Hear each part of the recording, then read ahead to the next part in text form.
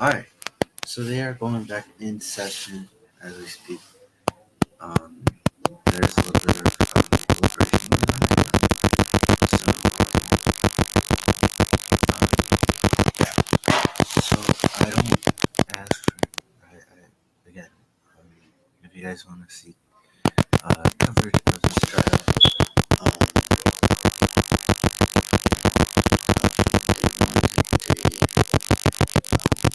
Thursday, it might go out a little longer. We don't know. Um, in that sense, but if you're not subscribed, would subscribe so that if you are subscribed, I would hit the notification just to know when I post. They are in the process of reconvening. The time now is already 8 Eastern Standard Time, and they are coming back into the chambers now, as you see there. So as they come back into the chamber, as they come into the chambers, as they come back in, we will we will see how everything will play out. So we'll see. We will see. Yeah. So we will see what happens, and we're just waiting on to see what happens. All right. So I'll take you guys back in just a few minutes. If you guys want to stick around. Um,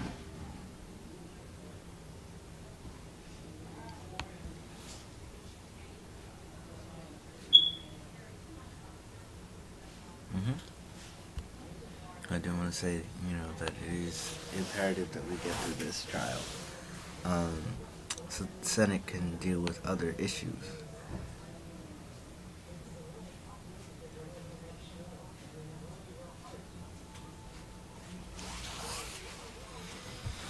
Alright, so as we reconvene, as they're reconvening, um, yeah, let's try to. I'm gonna try to take you guys back over to see. I'm gonna take you guys back over there. Um, I'm gonna show you guys what is happening over there. Right? So I'll take you guys back over there, and yeah, let's just see, and I'll take you back over there, and let me take you guys back over, and let me take you guys over there, and I will take you guys over there, and just to check on what's happening over there, and just so you guys can see.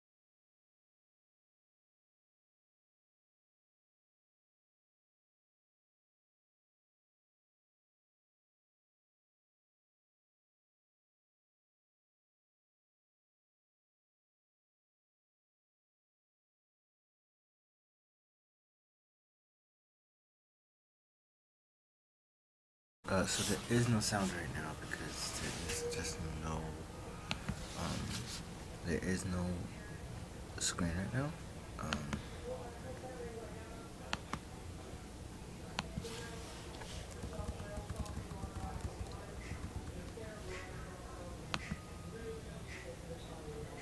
oh, I changed it for both of these. Oops. Okay.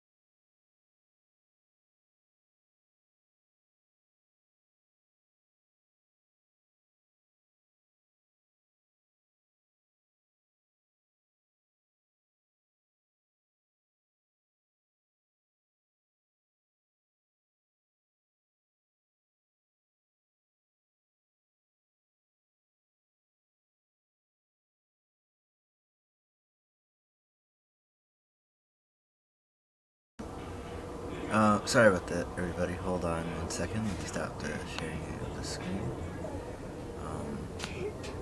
Of course, I'm gonna start this over. Because again, you guys are not hearing any sound, and the reason for that is because I did not fix that. There we go. Alright, so now we fixed that. So now you'll hear.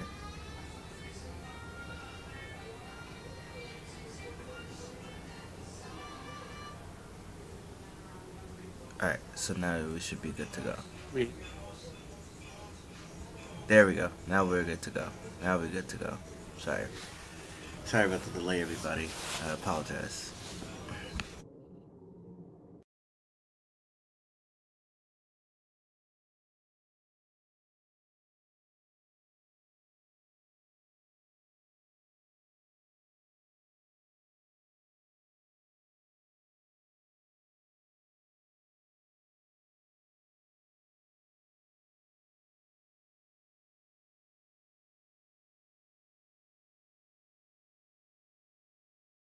This chamber reverberated to a standing ovation for the courage of Officer Eugene Goodman in defending this building and human life. May our legislative jurors strive to emulate his courage in their defense of the United States Constitution. Lord, touch and move them to believe that the end does not justify the means. Help them to remember that the end is inherent and built in to the means. Fill our senators with a spirit that combines common sense with commitment, conscience, and courage. We pray in your merciful name. Amen. Please join me in reciting the Pledge of Allegiance. I pledge allegiance to the flag of the United States of America and to the republic for which it stands, one nation, under God, indivisible, with liberty and justice for all.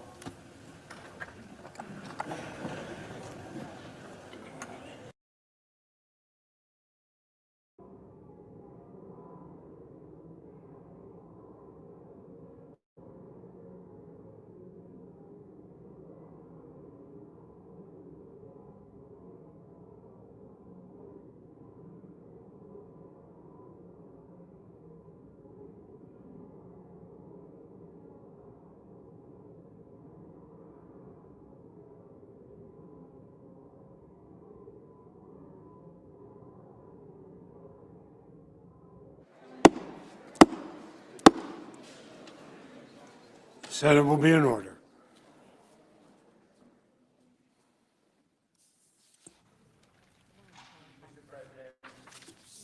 Majority Leader. Without objection, so ordered. Ms. Vanderveen? No, Mr. Castor, I'm sorry. May I be recognized? Yes, you are. You are recognized. Senators, Glasses all fucked up. Donald John Trump, by his counsel, is prepared to stipulate that if Representative Herrera Butler were to testify under oath as part of these proceedings, her testimony would be consistent with the statement she issued on February 12, 2021, and the former president's counsel is agreeable to the admission of that public statement into evidence at this time. Thank you, Mr. Castor. Mr. Raskin? Thank you, Mr. President. The managers are prepared to enter into the agreement. I will now read this statement. This is the statement of Congresswoman Jamie Herrera Butler, February 12, 2021. In my January 12th statement in support of the article of impeachment, I referenced a conversation House Minority Leader Kevin McCarthy relayed to me that he'd had with President Trump while the January 6th attack was ongoing. Here are the details. When McCarthy finally reached the president on January 6th and asked him to publicly and forcefully call off the riot, the president initially repeated the falsehood that it was Antifa that had breached the Capitol. McCarthy refuted that and told the president that these were Trump supporters. That's when, according to McCarthy, the president said, "Well, Kevin, I guess these people are more upset about the election than you are." Since I publicly announced my decision to vote for impeachment, I have shared these details in countless conversations with constituents and colleagues, and multiple times through the media and other public forums. I told it to the Daily News of Longview on January 17th. I've shared it with local county Republican executive board members, as well as other constituents who asked me to explain my vote. I shared it with thousands of residents on my telephone town hall on February 8th. Mr. President, I now move that the Senate admit the statement into Be admitted into evidence. And does either party wish to make any further motions related to witnesses or documents at this time? Mr. President, the President's counsel have no further motions. Discussion. And Mr. President, we have no further motions either.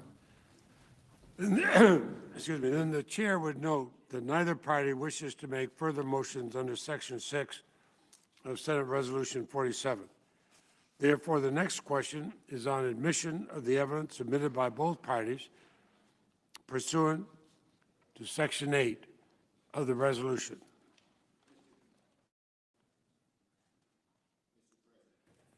The majority leaders So recognize. now, as we move to another matter, I'm advised that the House managers have no objection to the admission of evidence proposed to be admitted by the former President's counsel under the provisions of Section 8 of Senate Resolution 47, and that the President's counsel have no objections to the evidence proposed to be admitted into evidence by the House managers.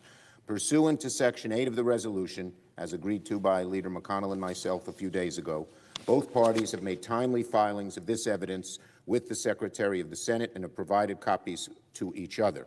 I therefore ask unanimous consent that the Senate dispense with the provisions of Section 8A of Senate Resolution 47, and that the materials submitted by both parties be admitted into evidence, subject to the provisions of Section 8C of that resolution, which provides that the admission of this evidence does not constitute a concession by either party as to the truth of the matters asserted by the other party, and that each senator shall decide for him or herself the weight to be given such evidence. This request has the approval of both parties and the Republican leader. Without objection, is so ordered.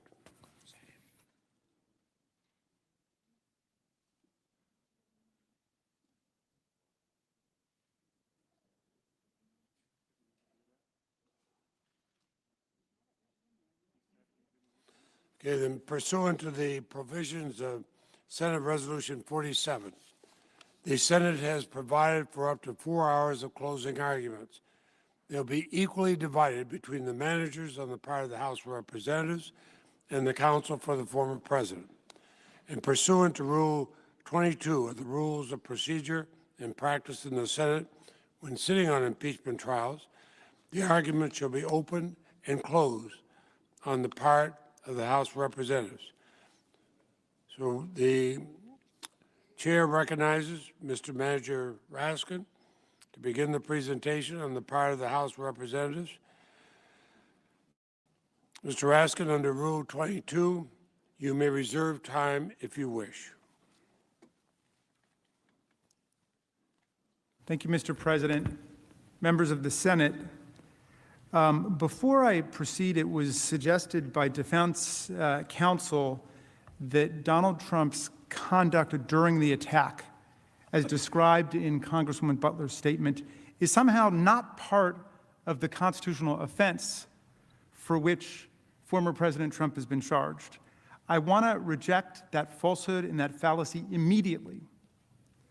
After he knew that violence was underway at the Capitol, President Trump took actions that further incited the insurgents to be more inflamed and to take even more extreme, selective, and focused action against Vice President Mike Pence.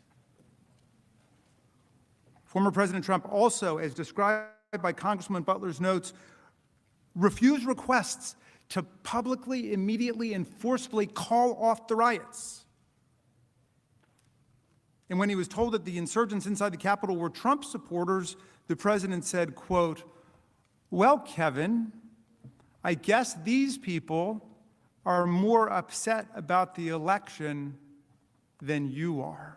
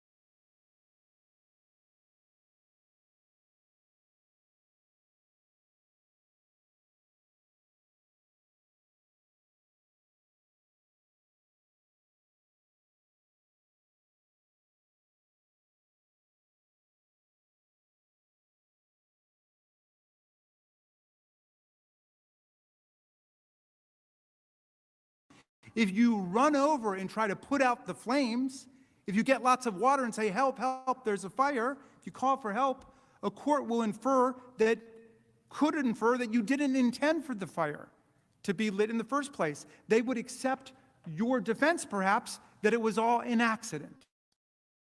It was an accident. Accidents happen with fire. But if, on the other hand, when the fire erupts, you go and you pour more fuel on it, you stand by and you watch it gleefully, any reasonable person will infer that you not only intended the fire to start, but that once it got started and began to spread, you intended to continue to keep the fire going. And that's exactly where we are, my friends. Of course your conduct while a crime is ongoing is relevant to your culpability, both to the continuation of the offense, but also directly relevant, directly illuminating to what your purpose was originally. What was your intent? in any court in the land would laugh out of court any criminal defendant who said, what I did after I allegedly killed that person is irrelevant to whether or not I intended to kill them. I mean, come on. Donald Trump's refusal not only to send help, but also to continue to further incite the insurgents against his own vice president provides further decisive evidence of both his intent to start this violent insurrection and his continued incitement once the attack had begun to override the Capitol. All right. Senators, that was in response to this new evidentiary particle that came in. But in my closing, I want to thank you for your remarkable attention and your seriousness of purpose befitting your office. We've offered you overwhelming and irrefutable and certainly unrefuted evidence that former President Trump incited this insurrection against us. To quote the statement Representative Liz Cheney made in January, quote, on January 6, 2021, a violent mob attacked the United States Capitol to obstruct the process of our democracy and stop the counting of presidential electoral votes. This insurrection caused injury, death, and destruction in the most sacred space in our republic. She continued. Representative Cheney continued. Much more will become clear in coming days and weeks, but what we know now is enough. The President of the United States summoned this mob, assembled this mob, and lit the flame of this attack. Everything that followed was his doing. None of this would have happened without the President. The President could have immediately and forcefully intervened to stop the violence. He did not. There has never been a greater betrayal by the President of the United States of his office and his oath to the Constitution. I will vote to impeach the President. Representative Cheney was right.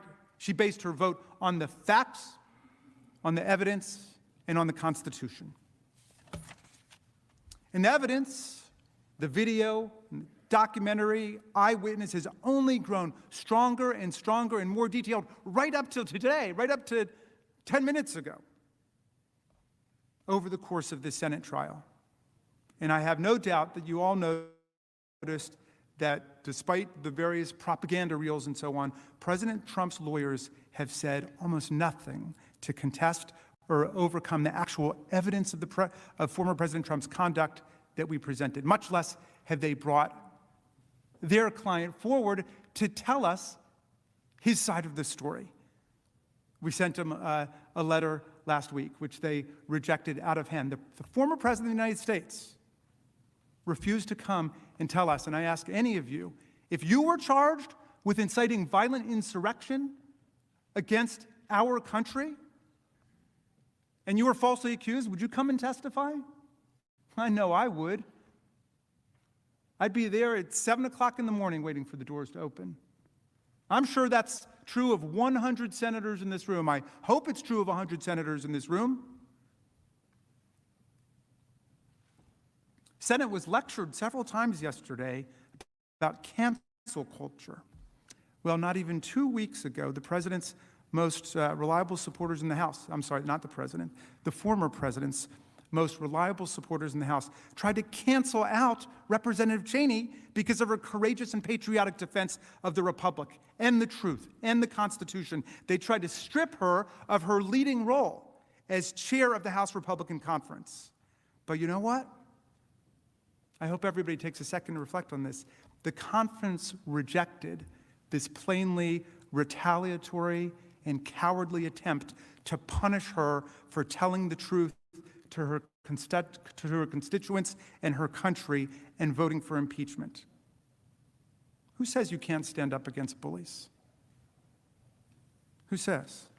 In my mind, Liz Cheney is a hero for standing up for the truth and resisting this retaliatory cancel culture that she was subjected to. But she beat them on a vote of 145 to 61, more than 2-to-1 vote.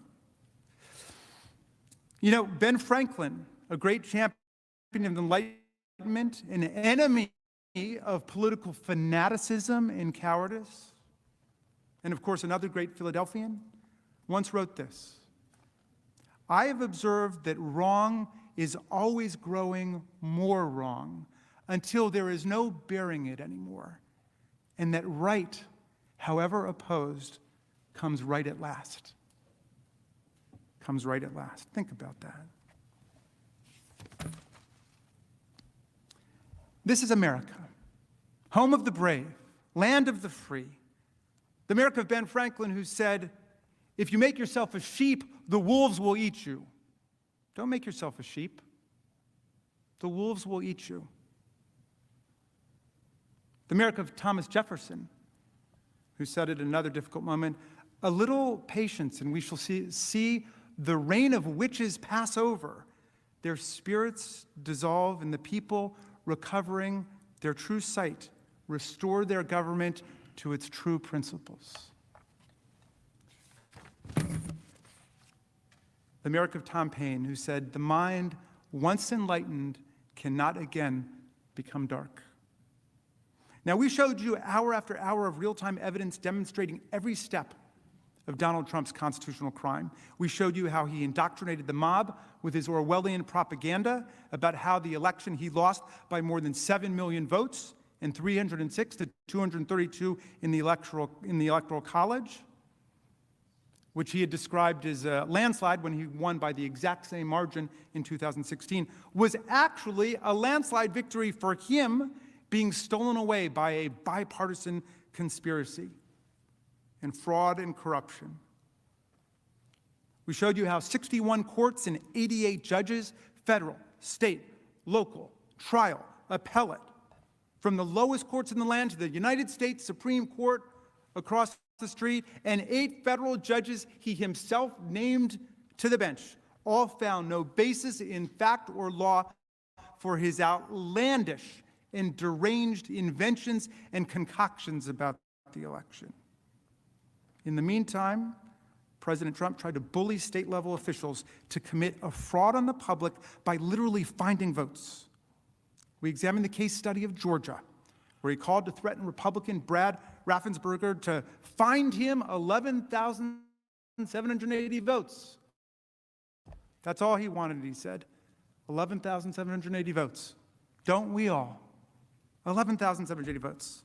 That's all he wanted to nullify Biden's victory and to win the election. Raffensperger ended up with savage death threats against him and his family, telling him he deserved a firing squad. Another election official urged Trump to cut it out or people would get hurt and killed. A prescient warning indeed. Raffensperger ended up saying that he and his family supported Donald Trump, gave him money, and now Trump threw us under the bus. We saw what happened in Lansing, Michigan, with the extremist mob he cultivated, which led to 2 shocking Capitol sieges and a criminal conspiracy by extremists to kidnap and likely assassinate Governor Whitmer. We saw him trying to get state legislatures to disavow and overthrow their popular election results and replace them with Trump electors. We showed you the process of summoning the mob, reaching out, urging people to come to Washington for a wild time. As we celebrate President's Day on Monday, imagine, is there another president in our history who would urge supporters to come to Washington for a wild time?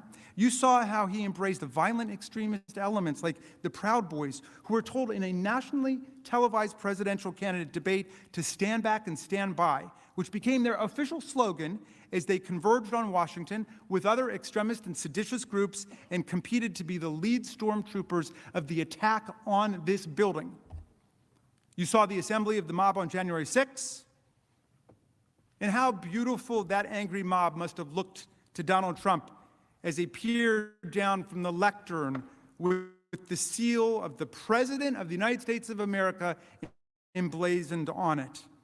That crowd was filled with extremists in tactical gear, armed to the teeth and ready to fight, and other brawling MAGA supporters. All of them saying, "Stop the steal right now." And he said he was going to march with them to the Capitol, even though the permit for the rally specifically forbade a march. But he said he would march with them, giving them more comfort that what they were doing was legitimate.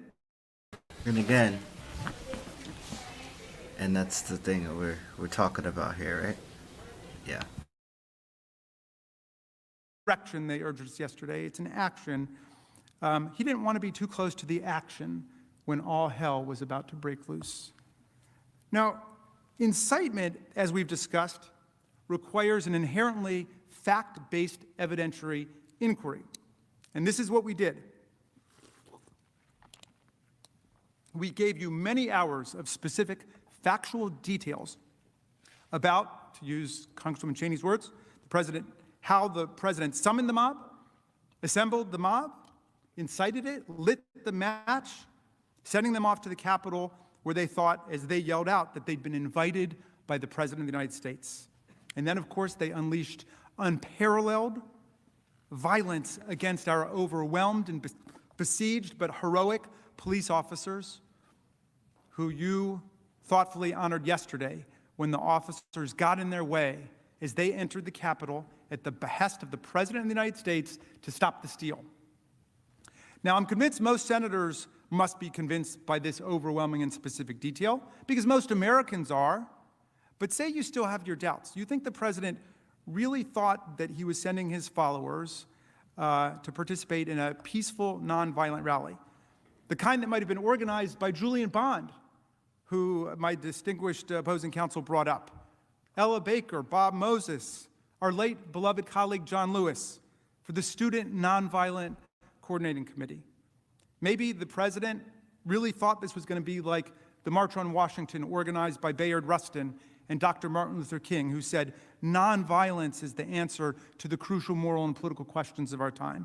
So let's say you're still flirting with the idea that Donald Trump's conduct was totally appropriate, as he proclaimed right off the bat, and he's the innocent victim of a mass accident or a catastrophe like a fire or a flood, as we were invited to frame it on our opening day by distinguished co-counsel or opposing counsel. And you think, maybe we're just looking for somebody to blame for this nightmare and catastrophe that has befallen the Republic. We're just looking for someone to blame. Well, here's the key question then in resolving your doubts, if you're in that category. How did Donald Trump react when he learned of the violent storming of the Capitol and the threats to senators, members of the House, and his own vice president, as well as the images he saw on TV of the pummeling and beating and harassment of our police officers? Did he spring into action to stop the violence and save us? Did he even wonder about his own security, since an out-of-control anti-government mob could come after him too? Did he quickly try to get in touch with or denounce the Proud Boys, the Oath Keepers, the rally organizers, the Save America rally organizers, and everyone on the extreme right to tell them that this was not what he had in mind? It was a big mistake. Call it off, call it off, call it off, as Representative Gallagher begged him to do on national television? No. He delighted in it. He reveled in it. He exulted in it. He could not understand why the people around him did not share his delight. And then a long period of silence ensued while the mob beat the daylights out of police officers and invaded this building, as you saw on security footage, and proceeded to hunt down Vice President Mike Pence as a traitor and denounced and cursed Speaker Pelosi, both of whom you heard mob members say they wanted to kill. They were both in real danger. And our government could have been thrown into absolute turmoil without the heroism of our officers and the bravery and courage of a lot of people in this room. Here's what Republican Representative Anthony Gonzalez of Ohio said. He's a former pro football player. We are imploring the president to help, to stand up, to help defend the United States Capitol and the United States Congress, which is under attack. We are begging, essentially, and he was nowhere to be found. Nowhere to be found. And as I've emphasized this morning, that dereliction of duty, that desertion of duty was central to his incitement of insurrection and inextricable from it. Inextricable. Bound together. It reveals his state of mind that day, what he was thinking as he provoked the mob to violence and further violence. It shows how he perpetuated his continuing offense on January 6th his course of conduct charged in the article of impeachment as he further incited the mob during the attack, aiming it at Vice President Mike Pence himself, while failing to quell it in either of his roles as Commander-in-Chief or his real role that day, Inciter-in-Chief. And it powerfully demonstrates that the ex-president knew, of course, that violence was foreseeable, that it was predictable and predicted. That day, since he was not surprised and not horrified, no, he was delighted, and through his acts of omission and commission that day, he abused his office by siding with the insurrectionists at almost every point, rather than with the Congress of the United States, rather than with the Constitution. In just a moment, my colleague, Mr. Cicilline, will address President Trump's conduct, his actions and inactions, his culpable state of mind during the attack, as he will establish yesterday's explosive revelations about House Minority Leader Kevin McCarthy's desperate call to Trump and Trump's truly astounding reaction confirm that Trump was doing nothing to help the people in this room or this building. It's now clear beyond doubt that Trump supported the actions of the mob, and so he must be convicted. It's that simple. When he took the stage on January 6th, he knew exactly how combustible the situation was. He knew there were many people in the crowd who were ready to jump into action, to engage in violence at any signal that he needed them to fight like hell to stop the steal. And that's exactly what he told them to do. Then he aimed them straight here, right down Pennsylvania at the Capitol, where he told them that the steal was occurring, that is, the counting of the Electoral College votes. And we all know what happened next. They attacked this building, they disrupted the peaceful transfer of power, they injured and killed people, convinced that they were acting on his instructions and with his approval and protection. And while that happened, he further incited them while failing to defend us. If that's not ground for conviction, if that's not a high crime and misdemeanor against the Republic in the United States of America, then nothing is. President Trump must be convicted for the safety and security of our democracy and our people. Mr. Cicilline.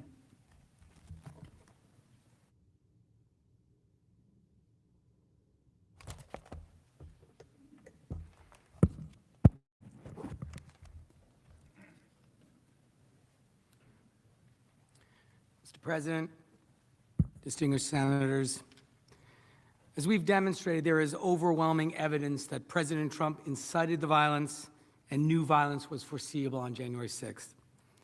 He knew that many in the crowd were posed for violence at his urging.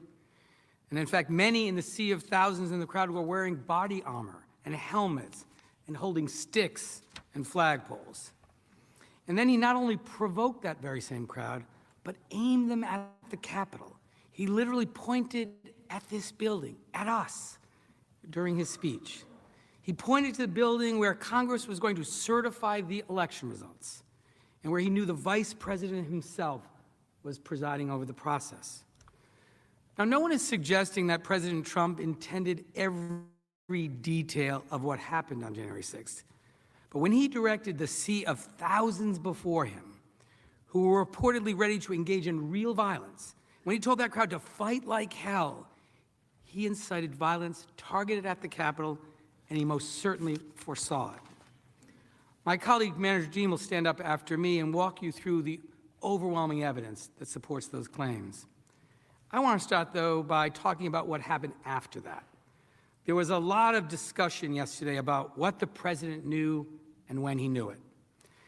There are certain things that we do not know about what the president did that day, because the president, that is former President Trump, has remained silent about what he was doing during one of the bloodiest attacks on our Capitol since 1812. Despite a full and fair opportunity to come forward, he's refused to come and tell his story. As Manager Raskin said, we would all do that.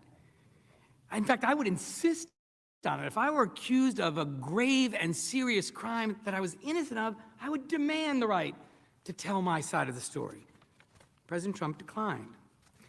But there are certain facts that are undisputed, that we know to be true despite the president's refusal to testify. which his counsel either ignored entirely or didn't and couldn't dispute. Before I go to those facts, let me quickly just touch on a few things. First, President Trump and his counsel have resorted to arguments that the evidence presented was somehow manufactured or hidden from them.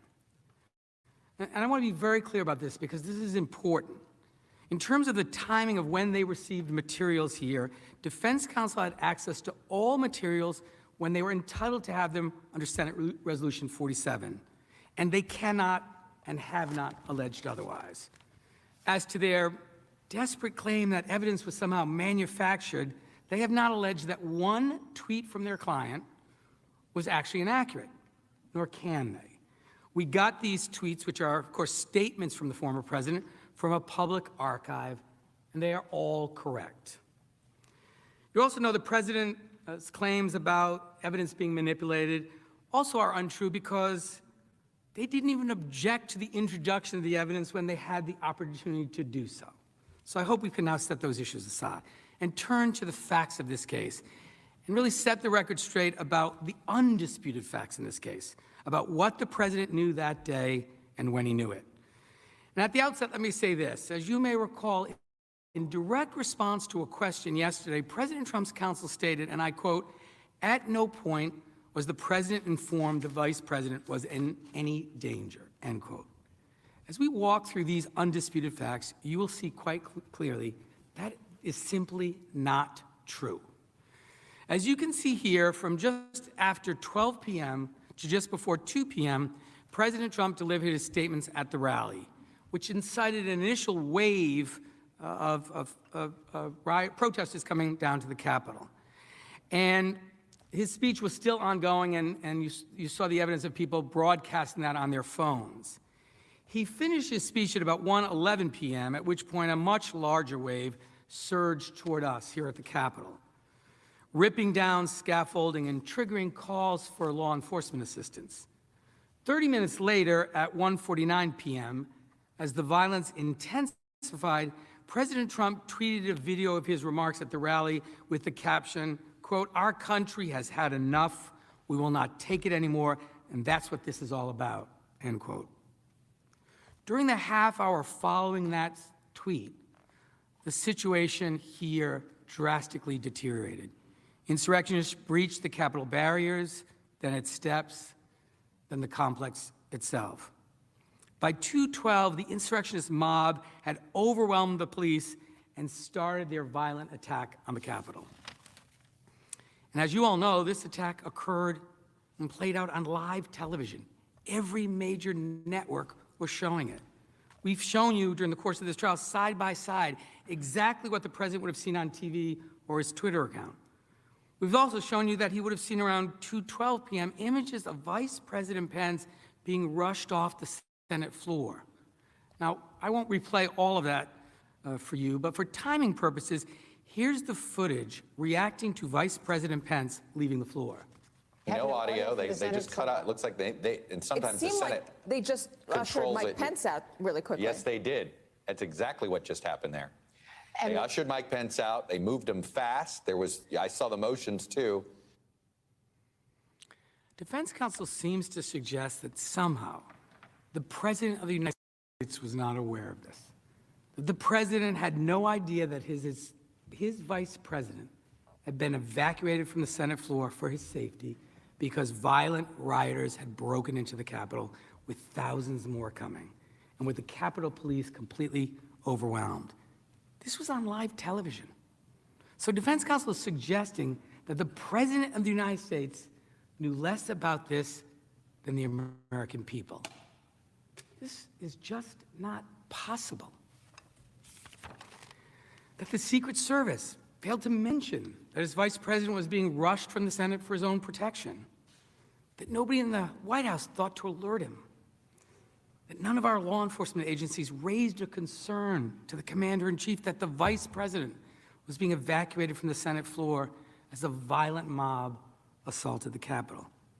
That simply cannot be. And with each passing minute on the timeline of events on January 6th, it grows more and more inconceivable. Let's continue forward in time. Between 2:12 to 2:24, the Senate recessed. Speaker Nancy Pelosi was ushered off the floor. The Capitol Police announced a breach and a lockdown, and the insurrectionist mob began chanting, "Hang Mike Pence." And it was unfolding on live TV in front of the entire world. So again, let me ask you, does it strike you as credible that nobody, not a single person, informed the president that his vice president had been evacuated, or that the president didn't glance at the television or his Twitter account and learn about the events that were happening? Remember, this was the day of the Electoral College. Remember his obsession with stopping the certification. It's just not credible that the president at no point knew his vice president was in this building and was in real danger. Senators, I submit to you these facts. This timeline is undisputed. At 2:24 p.m., after rioters breached the barriers, after calls for assistance, after rioters stormed the building, after Vice President Pence was rushed from the Senate floor, and just before Vice President Pence was further evacuated for his safety, President Trump decided to attack his own vice president on Twitter. The undisputed facts confirm that not only must President Trump have been aware of the vice president's danger, but he still sent out a tweet attacking him, further inciting the very mob that was in just a few feet of him inside of this very building. The vice president was there with his family. He was in danger for his life. They were chanting, "Hang Mike Pence," and had erected a noose outside. And as we've shown, the mob responded to President Trump's attack instantly. The tweet was read aloud on a bullhorn, if you remember that video. Insurrectionists began chanting again about Mike Pence. And in those critical moments, we see President Trump engaging in a dereliction of his duty by further inciting the mob in real time to target the vice president with knowledge that the insurrection was ongoing. And that's, of course, included in the conduct charged in this article of impeachment. The former president's counsel's suggestion otherwise is completely wrong. His further incitement is impeachable conduct that continued during the course of this assault itself, and it's part of the constitutional crime and was entirely and completely a part of his indefensible failure to protect the Congress. Now, there's been some confusion as to the phone call I referenced with Senator Lee. So I want to be clear about certain facts that are not in dispute. First, Senator Lee has confirmed that the call occurred at 2:26 p.m., so I've added that to the timeline above. Remember, by this phone call, the vice president has just been evacuated on live television for his own safety. And Donald Trump had, after that, tweeted an attack on him, which the insurgents read on a bullhorn. And a few minutes after Donald Trump's tweet, he didn't reach out to check on the vice president's safety. He called a senator to ask about delaying the certification. The call was interrupted. As Senator Tuberville has since explained, and I quote, "I looked at the phone and it said the White House on it. I said, hello. The president said a few words. I said, Mr. President, they're taking the vice president out and they want me to get off the phone and I've got to go," end quote. That was his second evacuation that day. A minute later, live feeds documented the insurgents chanting, "Mike Pence is a traitor." At this point, even if somehow he'd missed it earlier, it's inconceivable that the former president, was unaware that the vice president was in danger. And what does the president do after hearing that? Does he rush to secure the Capitol? Does he do anything to quell the mob? Does he call his vice president to check on his safety? We all know the answer to those questions too. There can be no dispute. He took none of those steps, not a single one.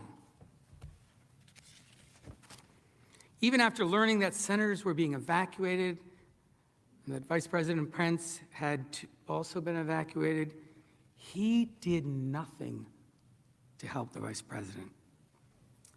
And here's some more evidence that we've since learned. At some point over the following 30 minutes, President Trump spoke to Minority Leader Kevin McCarthy. And as Representative Jamie Herrera Butler has revealed, evidence that now has been stipulated as part of the evidentiary record. In that conversation, Kevin McCarthy is pleading with the former president to do something. He first tries to assign the blame to another group, and Leader McCarthy says, no, these are your supporters, Mr. President. And what does the president say in response? Not, I'll send people right away. I didn't realize you were in danger. He says, well, Kevin, and I quote, well, Kevin, I guess these people are more upset about the election than you are, end quote. I guess these people are more upset about the election than you are. The president, just as he conveyed in that tweet at 6:01, was essentially saying, you got what you deserve. Let me say that again. Not only was the president fully aware of the vice president's situation, and the situation that we were all in, when he was asked for help, when he was asked to defend the Capitol less than 30 minutes after inciting this violence against his own vice president, President Trump refused that request for assistance. And he told us why. His singular focus, stopping the certification of the election of his opponent. He incited the violence to stop the certification. He attacked the vice president and further incited the insurrection to pressure the vice president to stop the certification. He called Senator Tuberville to stop the certification, and he refused to send help to Congress. And this Congress and the vice president of the United States were in mortal danger because he wanted to stop the certification. And he did these things, attacking the vice president, calling Senator Tuberville, refusing Representative McCarthy's request, with full knowledge of the violent attack that was underway at that point.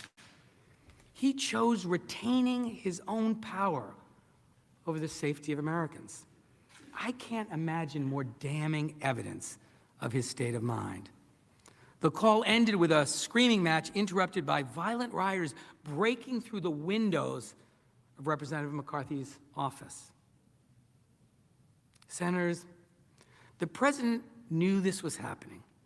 He didn't do anything to help his vice president or any of you or any of the brave officers and other employees serving the American people that day.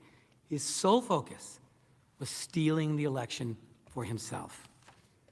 And he apparently has still not thought of anyone else. According to more new facts revealed last night, the vice president's team does not agree with the president's counsel or the president's counsel's assessment either. The report, and I quote, says, Pence's team does not agree with the Trump lawyer's assessment that Trump was concerned about Pence's safety. Trump didn't call him that day or for 5 days after that. No one else on Trump's team called as Pence was evacuated to one room in another with screaming mob nearby. Objection, this is not in evidence. Objection, this is not in evidence. If you wanted a stipulation for this, The council will sit down. Senators, remember when Chair has no way of knowing what material is evidence or not. The counsel for the president will have a chance to speak. And the chair will consider the issue. Senators, remember, as one of you said during this attack, they could have killed us all. Our staff, the officers protecting all of us, everyone. And President Trump not only incited it, but continued inciting it as it occurred with attacks on his vice president, and then willfully refused to defend us, furthering his provocation and incitement by the mob, siding with the mob, siding with the violent insurrectionists, criminals who killed and injured police officers sworn to protect us because they were, quote, more upset about the election than Leader McCarthy. Those facts are undisputed. President Trump has not offered any evidence or any argument to disprove them. His lawyers almost entirely ignored these facts in their short presentation.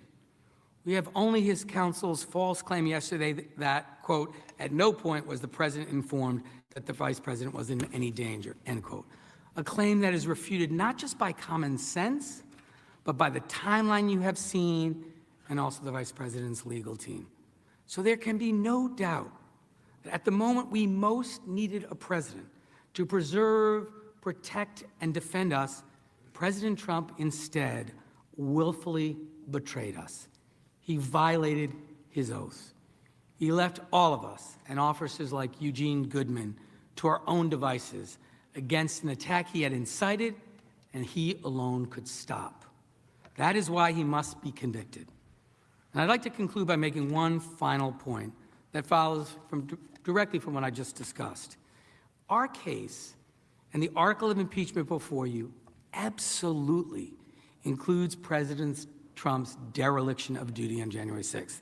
His failure as insider-in-chief to immediately quell or call off the mob, his failure as commander-in-chief to immediately do everything in his power to secure the Capitol, that is a further basis on which to convict, and there can be no doubt of that. The ongoing constitutional misconduct is like any continuing offense, and the proof of that is overwhelming. Most directly, his dereliction of duty offers conclusive, irrefutable evidence that he acted willfully as we charge. He wasn't furious or sad or shocked like virtually everyone else in America. He was reported by those around him as delighted. Rather than rush to our aid or demand his mob retreat, he watched the attack on TV and praised the mob to Leader McCarthy as more loyal to him, more upset about the election, and that was all that mattered. His reaction is also further evidence of his intent. He acted exactly the way a person would act if they had indeed incited the mob to violence to stop the steal. Moreover, as I've shown, President Trump's dereliction and desertion of duty includes his decision to further incite the mob, even as he failed to protect us. While the mob hunted Vice President Pence in these very halls, he attacked Vice President Pence. While he tried to stop the steal, he spread the big lie. We all saw how his mob responded in real time. This further incitement was part of his dereliction of duty, was also part of his course of conduct, encouraging and provoking the mob to violence. President Trump's dereliction of duty also highlights how foreseeable the attack was to him.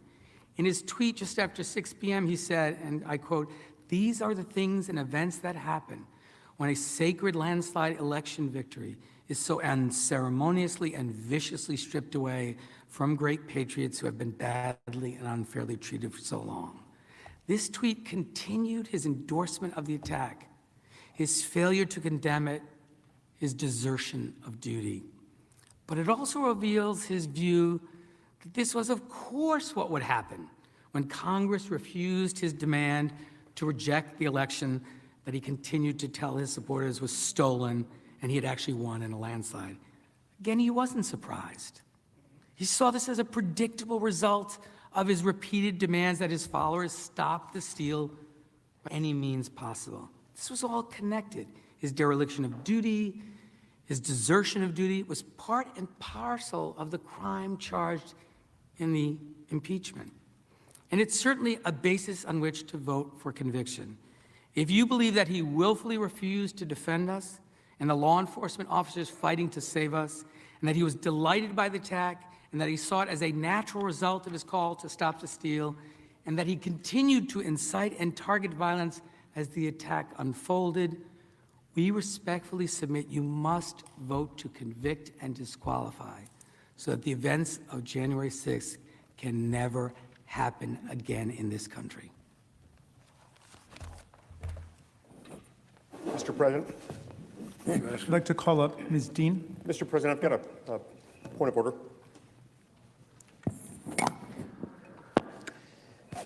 Mr. President, moments ago, House Manager Cicilline reported again.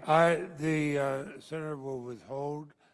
I'm advised by the parliamentarian that debate is not in order. I appeal the ruling of the chair that debate is not in order because this is not debate. He said something that's not true. An absence of quorum has been suggested. There's clearly a quorum, sir. And the clerk will call the roll. Ms. Baldwin.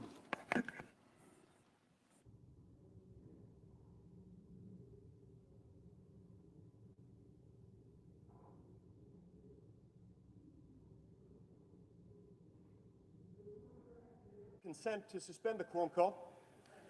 Is there objection? Their objection is heard. Mr. Barrasso. Okay,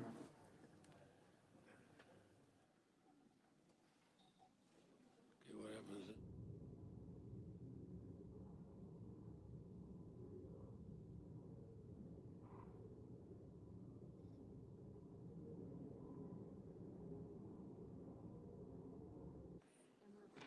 Mr. Bennett.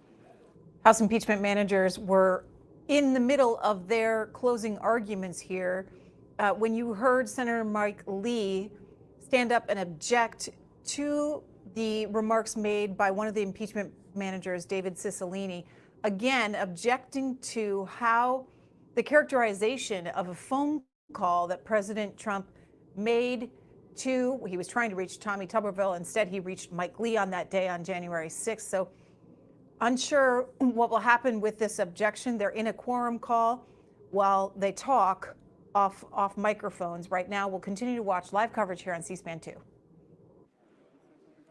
Mrs. Blackburn.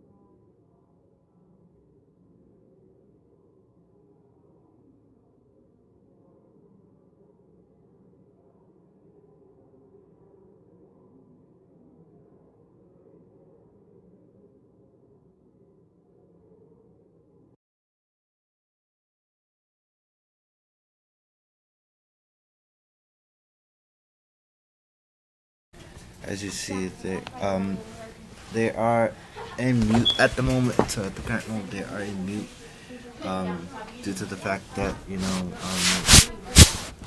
to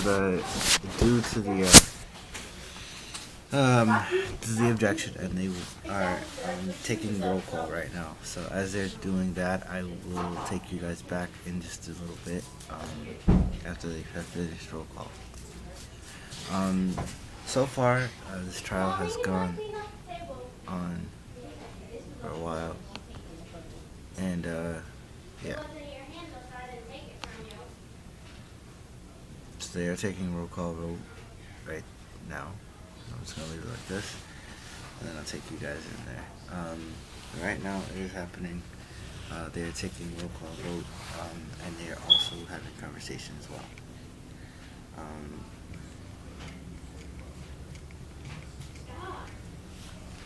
So I just want to make that very abundantly clear as we are moving forward to this trial. As you see, that they are having conversations right now. They're having conversations. They're having conversations right now. Just want to show you guys what that looks like right now. There you go. Alright, so there you go. There is the, just to show you guys right there quickly. There is them talking right now. They are talking right now with each other.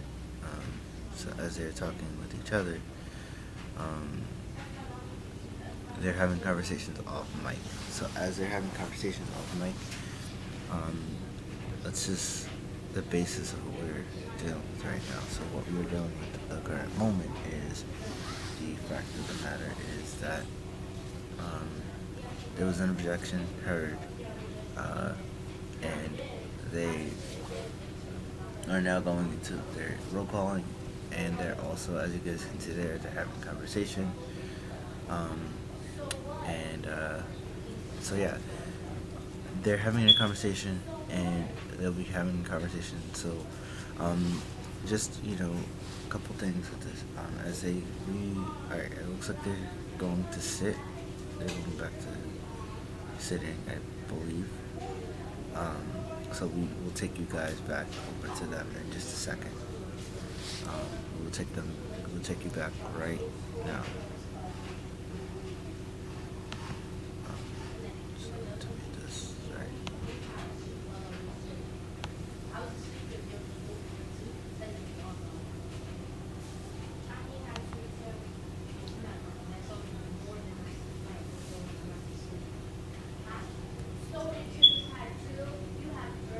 I'll take you. They're having audio conversations, and I will be right back.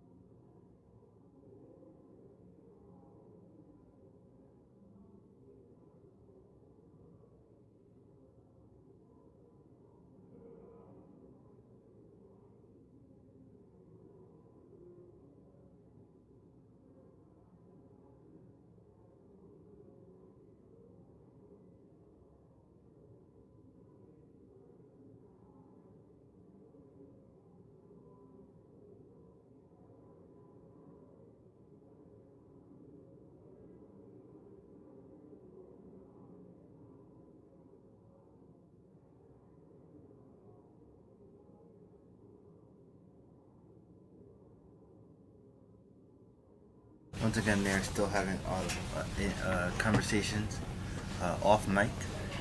So hopefully we will bring it right back. We will bring it back to. We'll bring it back to them in just a second. As soon as they have. Okay, so we're gonna bring it back to them in just a second. So we'll bring it back to them.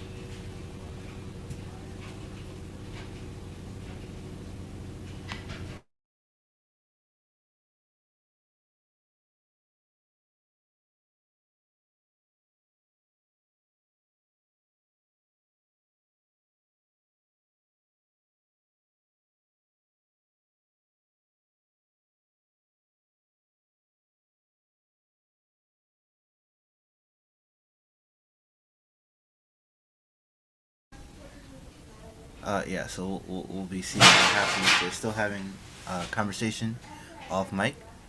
And so as they're having conversation off mic, I just want to say that if you haven't done so already, I will be putting, or if you haven't done so, I will definitely show from day 1 to 4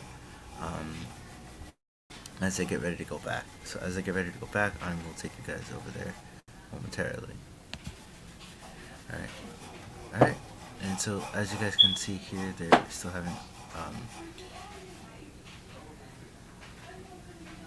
having inaudible conversations right now. And I'll take you guys back to them in just a little bit, as they're still having conversations. All right. So as they're still having conversations, I'm gonna hold it back. What do you mean? So I'll hold it back. I did not switch to chargers. I didn't even touch it. Shaheen did. So stop always blaming me. Shaheen, you're not. You don't use the chargers anyways. Why are you bothering? Why are you being so defensive about attacking that? As we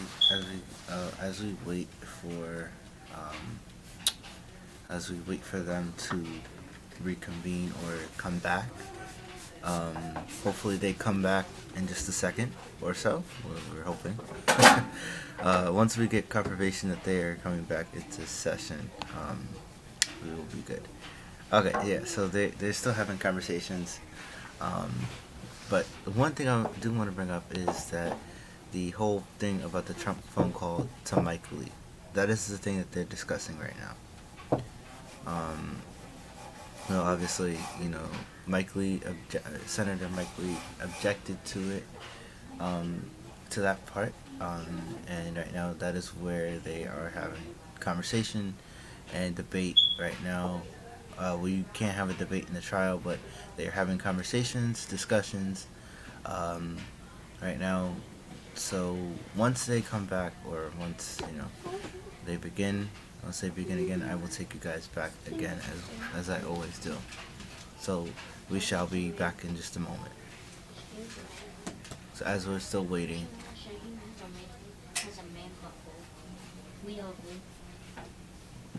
Okay, Shaheen, we all have it. Can I even get a hug for my birthday? It's not your birthday yet. Shut up. You didn't even say happy birthday to me on my last one. So as we're still waiting, I celebrated myself. You never said happy birthday to me? No, you didn't. so we are still waiting confirmation at the moment. All right, it looks like they're coming back. So I'm gonna shut my mouth. All right, they're coming back. Like you can remember all your birthdays perfectly? Well, I can remember my birthdays perfectly.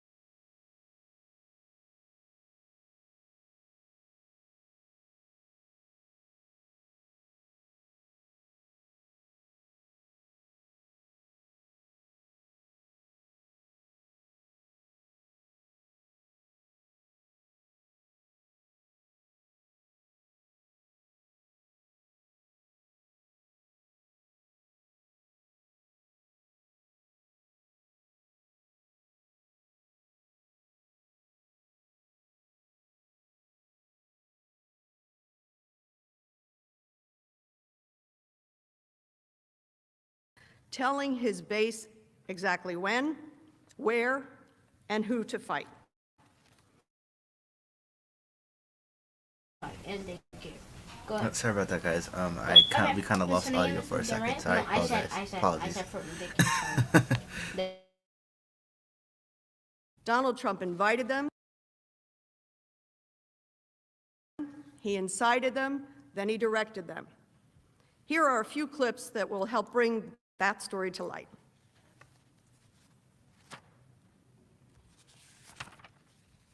Can you give a direct answer? You will accept the election? I have to see.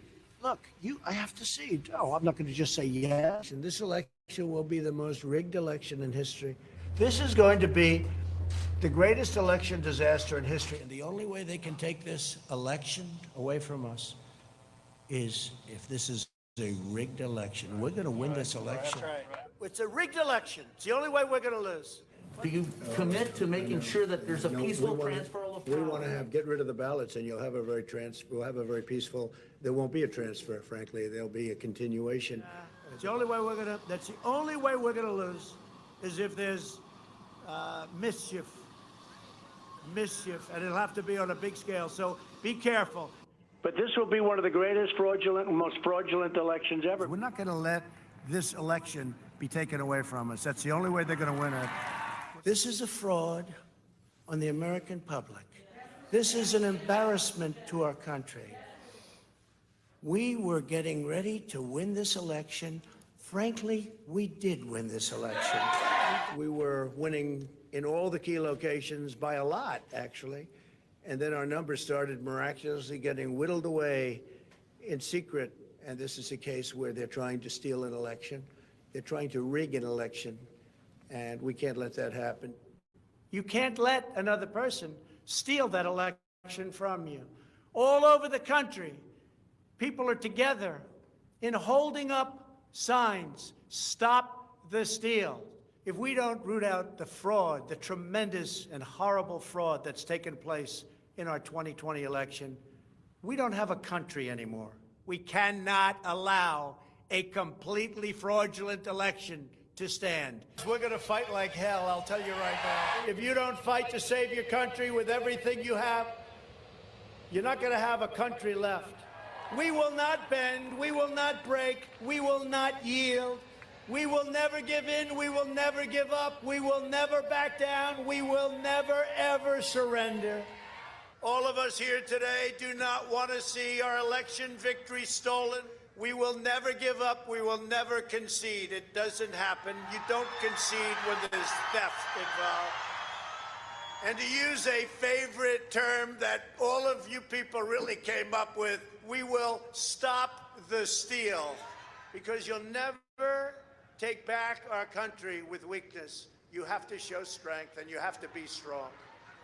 Make no mistake, this election was stolen from you, from me, and from the country, and we fight. We fight like hell. And if you don't fight like hell, you're not going to have a country anymore. Our point is this: this was not one speech. This was a deliberate, purposeful effort by Donald Trump over many months that resulted in the well-organized mob's attack on January the 6th. That brings me to my second point, the violence. Defense counsel argues that there is no way that Donald Trump could have known what would happen. Yet we are not suggesting, nor is it necessary for us to prove, that Donald Trump knew every detail of what would unfold on January the 6th, or even how horrible and deadly the attack would become. But he did know. As he looked out on that sea of thousands in front of him, some wearing body armor and helmets, others carrying weapons, that the result would be violence. The evidence is overwhelming. The evidence overwhelmingly demonstrates this.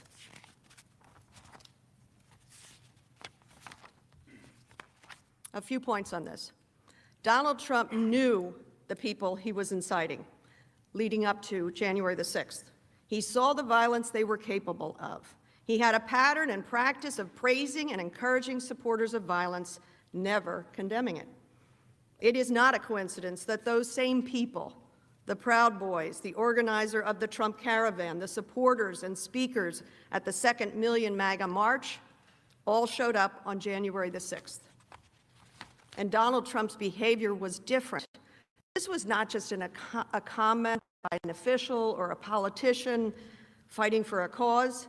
This was months of cultivating a base of people who were violent, praising that violence, and then leading that violence, that rage, straight to a joint session of Congress where he knew his vice president was presiding. And Donald Trump had warnings about the crowd in front of him on January 6th. There were detailed posts online of attack plans. Law enforcement warned that these posts were real threats and even made arrests in the days leading up to the attack. There were credible reports that many would be armed and ready to attack the Capitol. Despite these credible warnings of serious, dangerous threats to our Capitol, when the crowd was standing in front of the president, ready to take orders and attack, he said, "We're going to the Capitol, and we fight like hell, and if you don't fight like hell, you're not going to have a country anymore." Here's a short clip.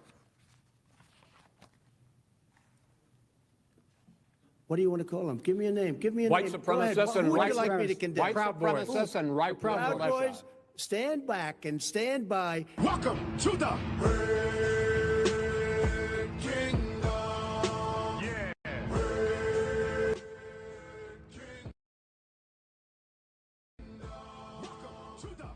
It is something. Do you see the way our people, they were protecting his bus yesterday because they're nice. So his bus, they had hundreds of cars. Trump, and the American flag. That's it. You see Trump and American flag. And the first Million MAGA March, we promised that if the GOP would not do everything in their power to keep Trump in office, then we would destroy the GOP. And as we gather here in Washington, D.C. for a second Million MAGA March, we're done making promises.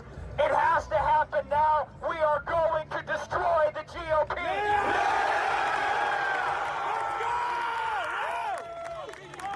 Let's go! Destroy the GOP! Destroy the GOP! Destroy the GOP! Because you'll never take back our country with weakness. You have to show strength, and you have to be strong.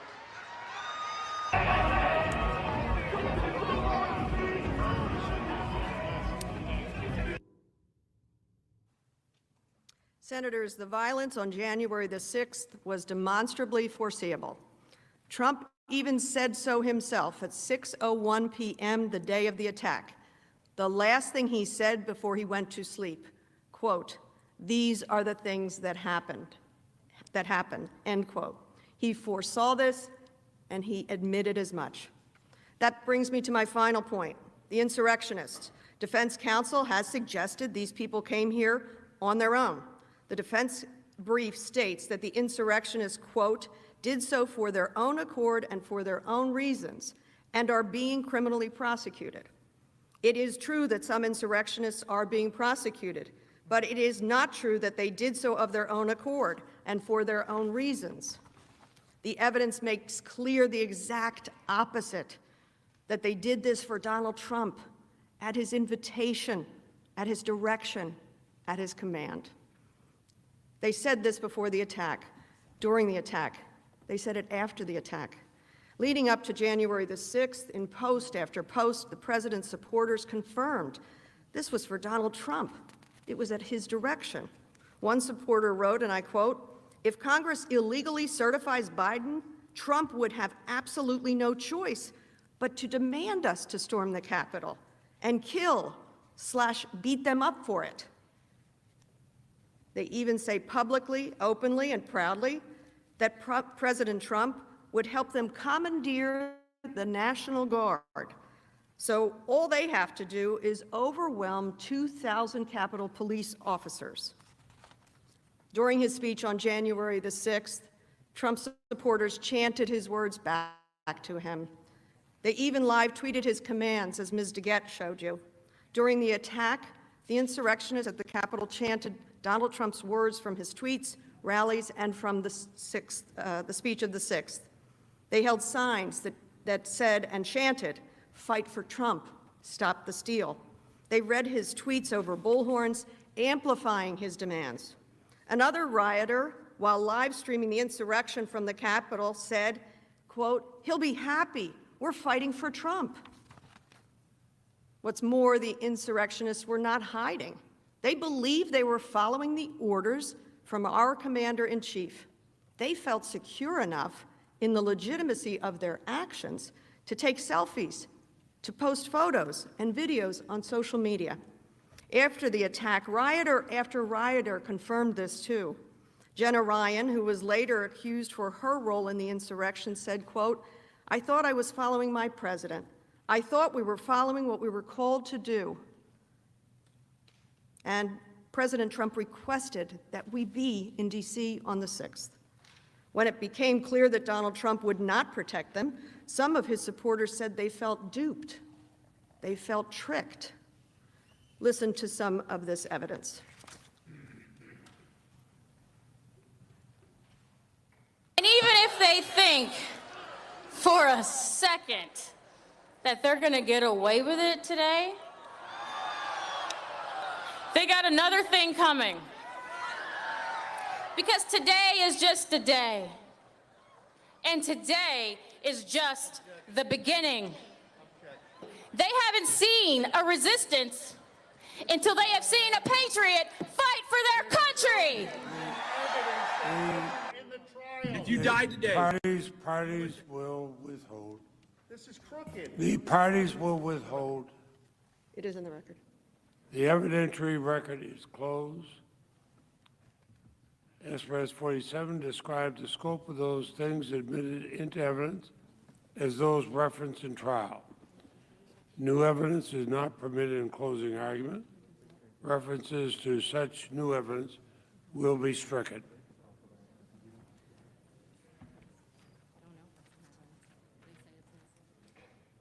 Who yields time?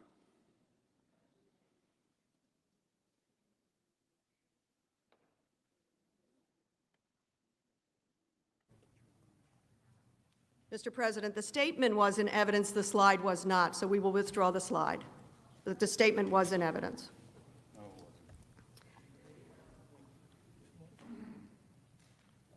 They told you themselves they were following the president's orders. And you'll see something clearly. Donald Trump knew who these people were.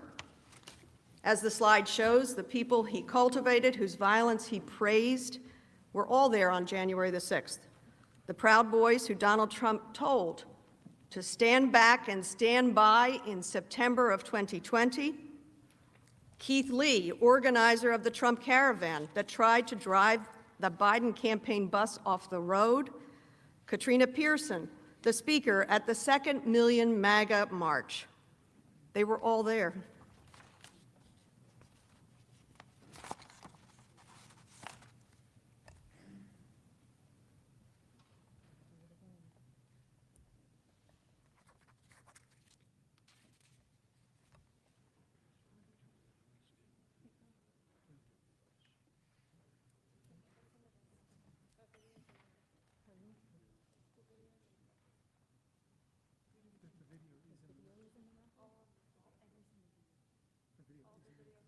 The video you're about to see is in the record.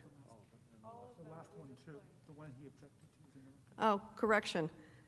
The record did include appropriately the last video.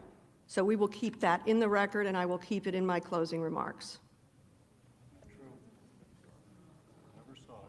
Can we play the next video? They don't even know what they put in. It's not played. They don't even know what they put in.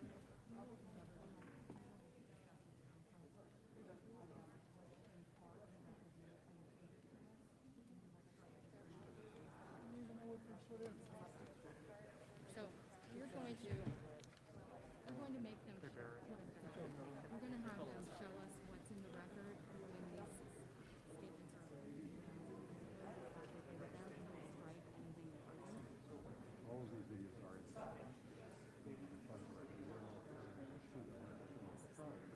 The transcripts of the videos are in the record. Which form does the record take? I got them all. Okay. All right, well, can you show us where that is so we can be done with this? Okay, can someone show us where that is so we can stop doing this? Yeah. Andrew? No, I have it memorized. These things are in.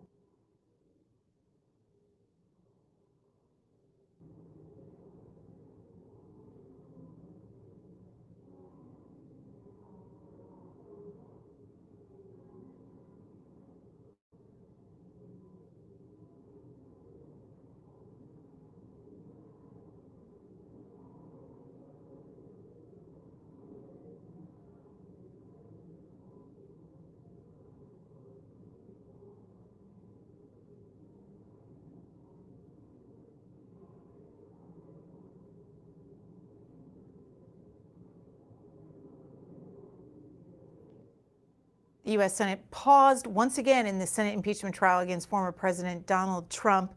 The defense lawyers for the former president, objected to and are claiming that the House impeachment managers are including new evidence in their closing arguments. Burgess Everett for Politico notes one of them shouted out, "This is crooked," during the closing arguments. Let's watch.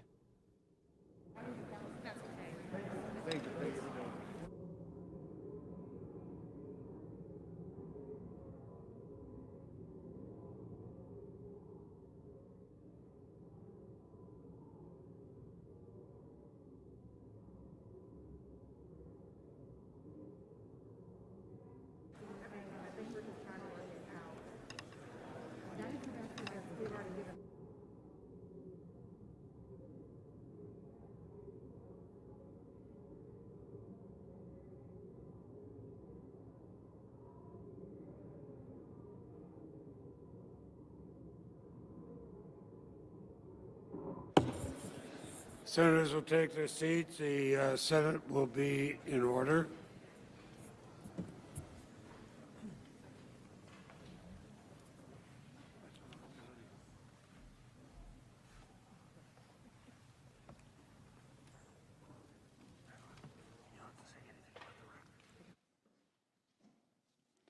Representative may continue. Thank you, Mr. President. I have to say that of all the trials I have ever been a part of, this is certainly one of them. As the slides show, the people he cultivated, whose violence he praised, were all there on January the 6th. The Proud Boys who Donald Trump told to stand back and stand by in September of 2020, Keith Lee, the organizer of the Trump caravan that tried to drive the Biden campaign bus off the road, Katrina Pearson, the speaker at the second Million MAGA March, they were all there. Here is one final clip, also submitted in the record. That's what we fucking need, to have 30,000 guns up here. That's true. That's what we need. Senators, some of the insurrectionists are facing criminal charges. Donald Trump was acting as our commander-in-chief. He was our president. He used his office and the authority it commands to incite an attack. And when Congress and the Constitution were under attack, he abandoned his duties, violated his oath, failing to preserve, protect, and defend. That is why we are here, because the President of the United States, Donald J. Trump, incited and directed thousands of people to attack the legislative branch. He knew what his supporters were capable of. He inflamed them, sent them down Pennsylvania Avenue, not on any old day, but on the day we were certifying the election results. As they were banging on our doors, he failed to defend us because this is what he wanted. He wanted to remain in power. For that crime against the Republic, he must be held accountable. Senators, the insurrectionists are still listening. Before I end, I must admit, until we were preparing for this trial, I didn't know the extent of many of these facts. I witnessed the horror, but I didn't know. I didn't know how deliberate the president's planning was, how he had invested in it, how many times he incited his supporters with these lies, how carefully and consistently he incited them to violence on January the 6th. While many of us may have tuned out his rallies, I also did not know the extent that his followers were listening, were hanging on his every word. And honestly, I did not know how close the mob actually came to their violent ends, that they were just steps away from all of us, that the death toll could have been much higher for the bravery of men and women. We know the bravery of people like Officer Goodman and all the men and women of the Capitol Police, of the custodians who with pride and a sense of duty in their work cleaned up shattered glass, splintered wood, and blood-stained floors. We know the sacrifice of life and limb. We know what Donald Trump did. We know what he failed to do. Though it is difficult to bear witness and face the reality of what happened in these halls, what happens if we don't confront these facts? What happens if there is no accountability? For those who say we need to get past this, we need to come together, we need to unify. If we don't set this right and call it what it was, the highest of constitutional crimes by the President of the United States, the past will not be past. The past will become our future for my grandchildren and for their children. Senators, we are in a dialogue with history, a conversation with our past, with a hope for our future. 234 years from now, it may be that no one person here among us is remembered. And yet what we do here, what is being asked of each of us here in this moment will be remembered. History has found us. I ask that you not look the other way.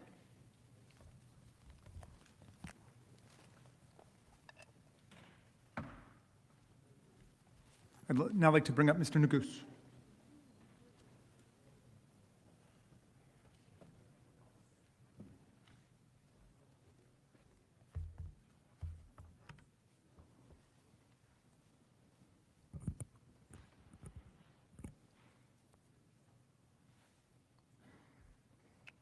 Mr. President,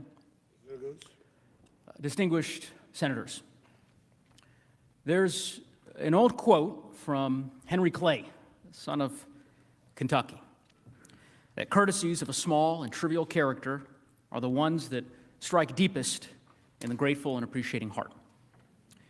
I want to say on behalf of all the House managers, we are very grateful for the courtesies that you've extended to us and to President's counsel during the course of this trial. You've heard my colleague, Manager Dean, go through the overwhelming evidence that makes clear that President Trump must be convicted and disqualified for his high crime. I'm not going to repeat that evidence. It speaks for itself. Earlier in this trial, you might recall a few days ago that I mentioned my expectation that President Trump's lawyers might do everything they could to avoid discussing the facts of this case. And I can understand why. I mean, the evidence that all of us presented, that Manager Dean just summarized, is pretty devastating. And so rather than address it, the President has offered up distractions, excuses, anything but actually trying to defend against the facts. They said things like, President Trump is now a private citizen, so the criminal justice system can deal with him, or that we haven't set a clear standard for incitement. They talked a lot about due process, and that all politicians say words like fight. I'd like to take a minute to explain why each of those distractions are precisely that, distractions, and why they do not prevent in any way the Senate from convicting President Trump. Number one, every president is one day a private citizen again. So, the argument that because President Trump has left office, he shouldn't be impeached for conduct committed while he was in office doesn't make sense. Why would the Constitution include the impeachment power at all if the criminal justice system serves as a suitable alternative once a president leaves office? It wouldn't. Impeachment is a remedy separate and apart from the criminal justice system, and for good reason. Powers, extraordinary powers, not bestowed on ordinary citizens. And if those powers are abused, they can cause great damage to our country, and they have to be dealt with in a separate forum, this forum.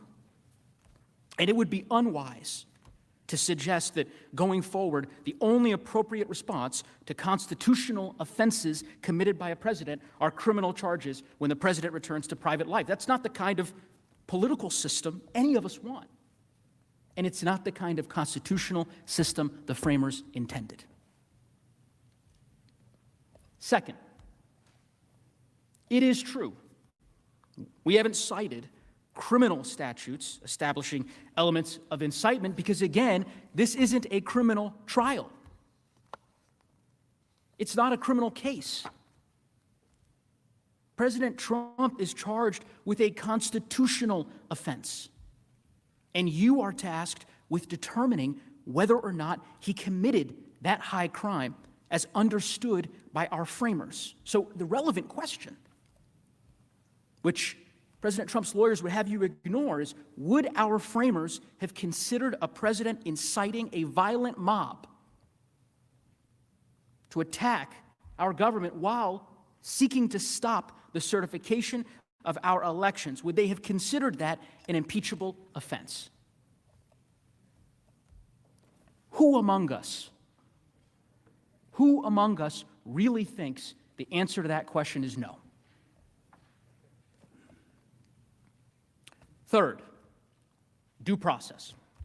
So, just to be absolutely clear, the House, with the sole power of impeachment, determines what the process looks like in the House, and the Senate does the same for the trial. During this trial, the president has counsel. They've argued very vigorously on his behalf. We had a full presentation of evidence, adversarial presentations, motions. The president was invited to testify. He declined. The president was invited to provide exculpatory evidence. He declined. You can't claim there's no due process when you won't participate in the process. And we know this case isn't one that requires a complicated legal analysis. You lived it. The managers and I, we lived it. Our country lived it. The president, in public view, right out in the open, incited a violent mob. A mob that temporarily, at least, stopped us from certifying an election. If there were ever an exigent circumstance, this is it. Number 4, we all know that President Trump's defense, as we predicted, spent a lot of time, a whole lot of time, comparing his conduct to other politicians, using words like fight. Of course, you saw the hours of video. As I said on Thursday, we trust you to know the difference. Because what you will not find in those video montages that they showed you is any of those speeches, those remarks culminating in a violent insurrection on our nation's capital. That's the difference. The president spent months inflaming his supporters to believe that the election had been stolen from him, from them, which was not true. He summoned the mob, assembled the mob, and when the violence erupted, he did nothing to stop it, instead inciting it further. Senators, all of these arguments offered by the president have one fundamental thing in common. One. They have nothing to do with whether or not, factually, whether or not the president incited this attack. They've given you a lot of distractions so they don't have to defend what happened here on that terrible day. And they do that because they believe those distractions are going to work. That you'll ignore the president's conduct instead of confronting it. I think they're wrong. Some of you know this already. I'm the youngest member of our manager team by quite a few years, so perhaps perhaps I'm a bit naive, but I just don't believe that. I really don't. I don't believe their effort is going to work. And here is why. Because I know what this body is capable of. I may not have witnessed it, but I've read about it in the history books. I've seen the C-SPAN footage. Archives, sometimes watch them for hours. And yes, I've actually done that. And the history of our country in those books and in those tapes, the history of this country has been defined right here on this floor. The 13th Amendment, the amendment abolishing slavery, was passed in this very room. In this room, not figuratively, literally, where you all sit and where I stand. In 1964, this body, with the help of senators like John Sherman Cooper and so many others, this body secured passage of the Civil Rights Act. We made the decision to enter World War II from this chamber. We've certainly had our struggles, but we've always risen to the occasion when it mattered the most. Not by ignoring injustice or cowering to bullies and threats, but by doing the right thing, by trying to do the right thing. And that's why so many nations around the world aspire to be like America. They stand up to dictators and autocrats and tyrants because America is the guiding light for them, a North Star. They do so, they look to us because we have been a guiding light, a North Star in these moments. Because the people who sat in your chairs, when confronted with choices that define us, rose to the occasion. I want to offer one more example of a decision made in this room by this body that resonated with me. The first day I stood up in this trial, I mentioned that I was the son of immigrants, like many of you, and many senators graciously approached me after my presentation and asked me where my parents were from. I told those who asked that my folks were from East Africa. In 1986, this body considered a bill to override President Reagan's veto of legislation imposing sanctions on South Africa during apartheid.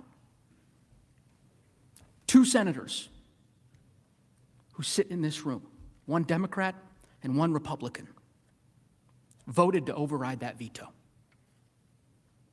That vote was not about gaining political favor. And in fact, it was made despite potentially losing political favor.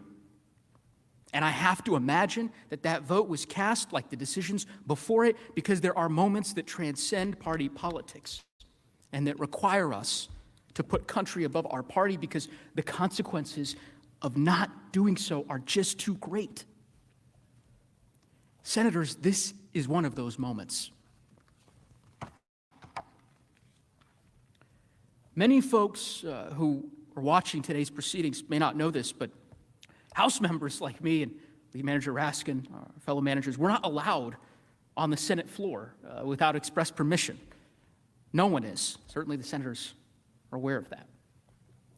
This floor is sacred. It's one of the reasons why I, like so many of you, was so offended to see it desecrated by that mob. To see those insurrectionists diminishing and devaluing and disrespecting these hallowed halls that my whole life I have held in such awe. Because of those rules that I just mentioned, this will be the only time I have the privilege to stand before you like this. When the trial's over, I'll go back to being not an impeachment manager, but back to being just a House member. The trial will end, and we'll resume our lives and our work. But for some, there will be no end to the pain of what happened on January 6th. The officers who struggled to recover from the injuries they sustained to protect us, they struggle to recover today. The families to mourn those who they lost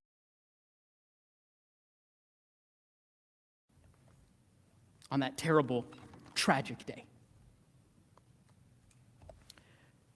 I was struck yesterday by defense counsel's continued references to hate.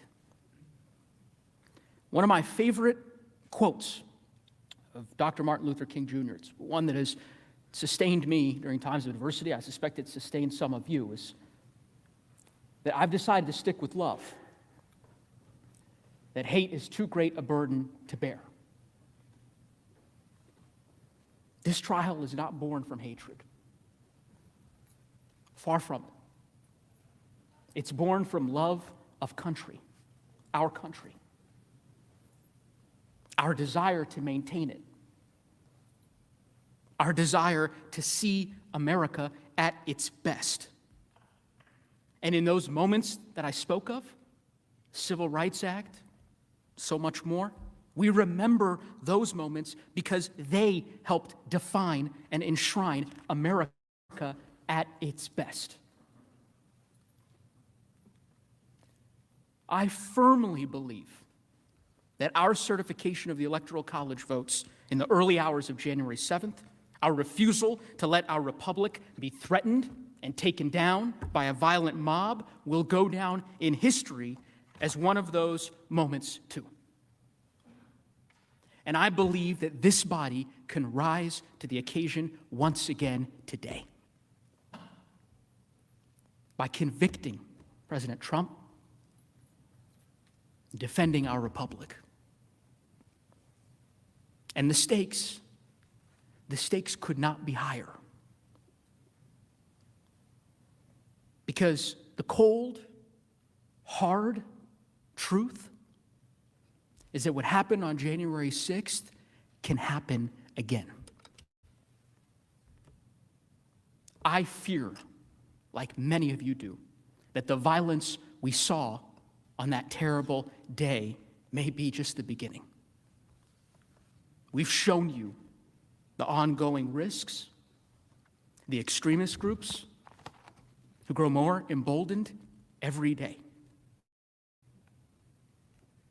Senators, this cannot be the beginning. It can't be the new normal. It has to be the end. And that decision is in your hands.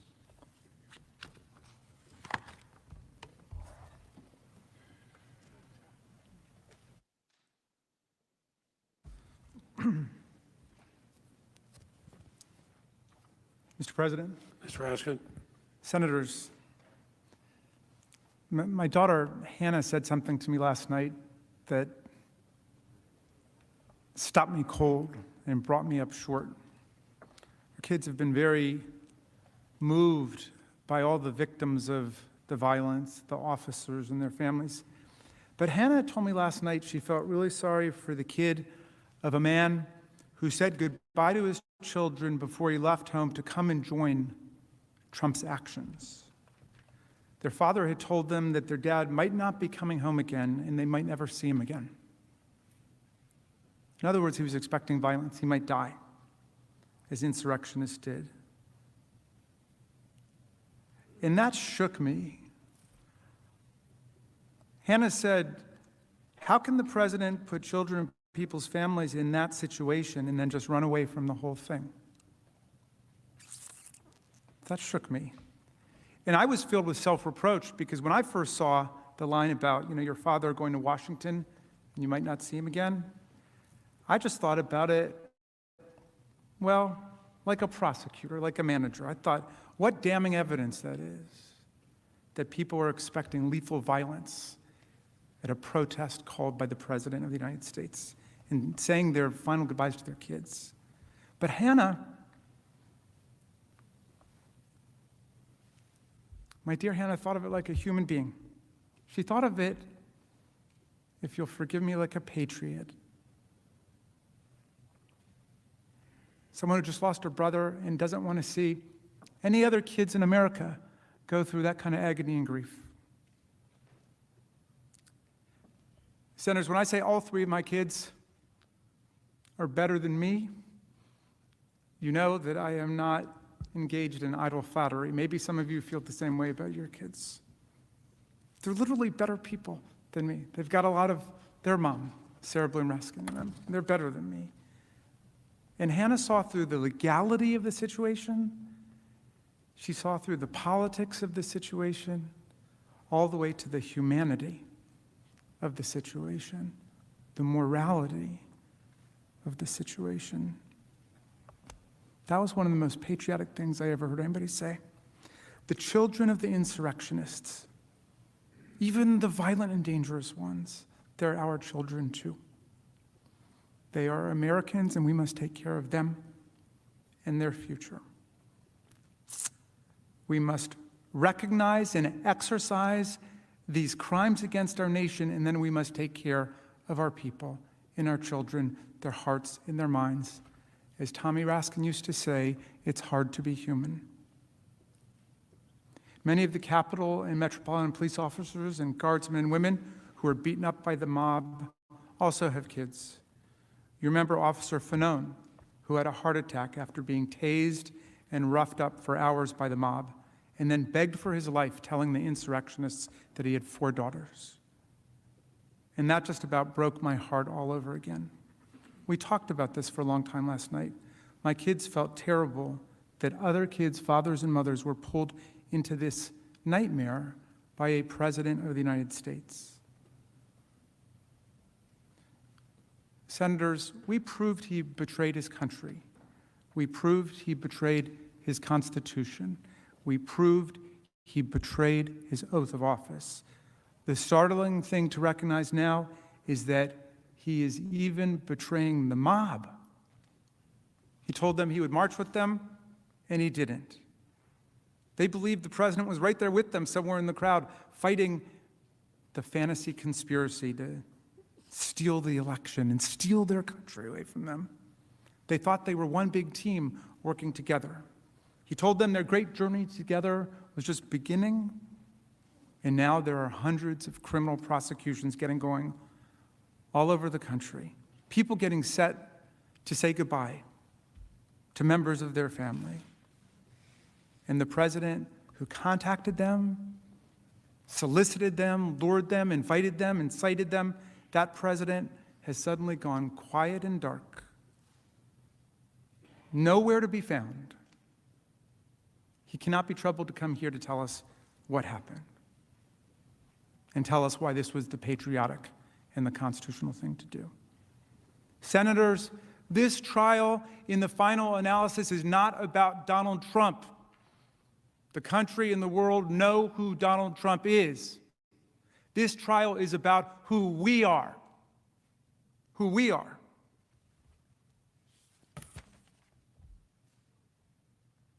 My friend Dar Williams says that sometimes the truth is like a second chance. We've got a chance here with the truth.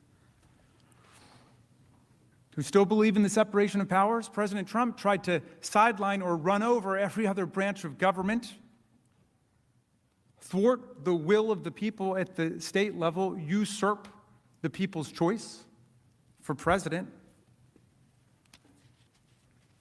This case is about whether our country demands a peaceful, nonviolent transfer of power to guarantee the sovereignty of the people.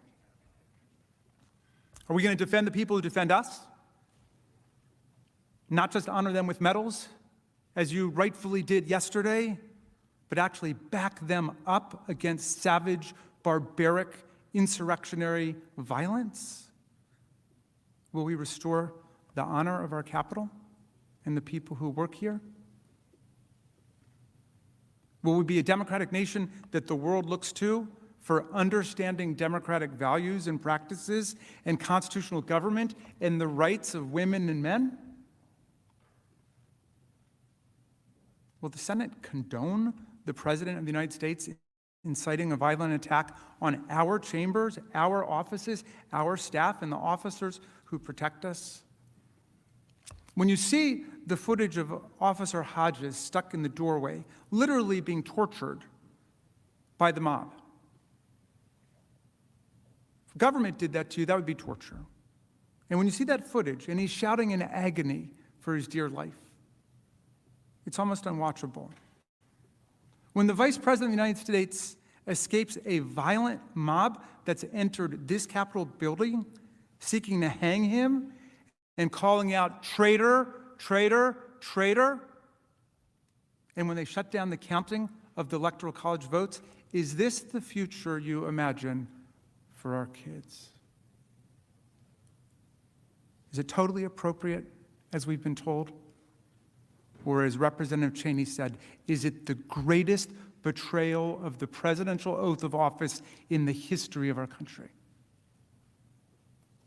And if we can't handle this together as a people, all of us, forgetting the lines of party and ideology and geography and all of those things, if we can't handle this, how are we ever going to conquer the other crises of our day? Is this America? Is this what we want to bequeath to our children and our grandchildren? I was never a great Sunday school student. Actually, I was pretty truant most of the time.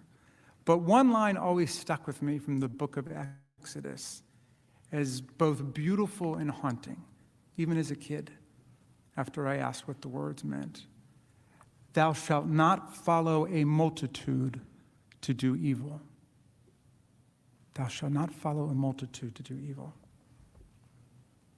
The officer who got called the N-word 15 times and spent hours with his colleagues battling insurrectionists who had metal poles and baseball bats and hockey sticks, bear spray, and Confederate battle flags posed the right question to the Senate and to all of us. Is this America? Dear senators, that's going to be up to you now. In whatever committees and subcommittees you're on, whatever you came to Washington to do, to work on, from defense to agriculture to energy to aerospace to healthcare, this is almost certainly how you will be remembered by history. That might not be fair. It really might not be fair, but none of us can escape the demands of history and destiny right now. Our reputations and our legacy will be inextricably intertwined with what we do here and with how you exercise your oath to do impartial justice. Impartial justice. I know and I trust you will do impartial justice, driven by your meticulous attention to the overwhelming facts of the case and your love for our Constitution, which I know dwells in your heart.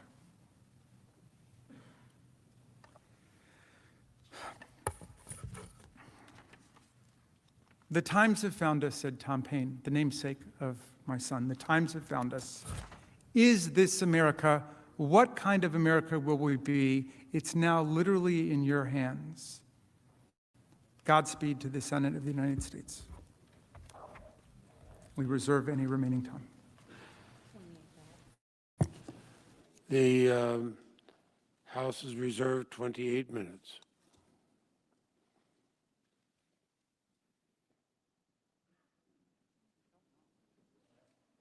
Sure.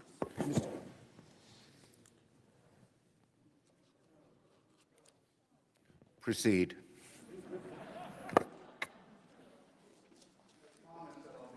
I'm talking, and it will not be so long. And before I start my prepared closing, I really want to clean up a few things from the mess that was the closing of the House managers. I do not want to ruin my closing because I think the ending's pretty good. What they didn't, they started off by misstating the law, and they started off by misstating the intent of our stipulation. What we did today was stipulate to an article that was published in a magazine. Apparently they've had for weeks, according to the documents they produced today, but for some reason this morning popped up with it. The stipulation was that they can put that in. We did not stipulate to its contents for truthfulness. And they tried to portray that in their closing as the stipulation. The stipulation was read into the record. The proponents of that conversation, the real ones, have denied its content, its veracity. With respect to, I'm not going to talk much about the tortured analysis of our arson laws that started off, or the truly sideways analogies that were used with fires. What I do want to talk about, though, is the doctoring of evidence. First of all, they sent us their evidence on Tuesday the 9th at 2:32 p.m. by email. I was in this room trying the case already when they sent their evidence. Due process. They used evidence that was flat wrong 2 or 3 nights ago with Senator Lee and had to withdraw it. They tried to use it again today. They tried to use evidence that they had never presented in the case in their closing argument. That is a very desperate attempt by a prosecuting team, 9 of them, by a prosecuting team that knew that their case has collapsed.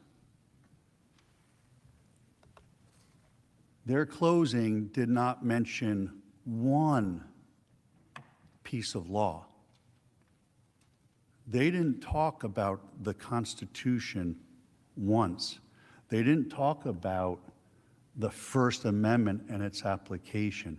They didn't talk about due process and how it applies to this proceeding for my client.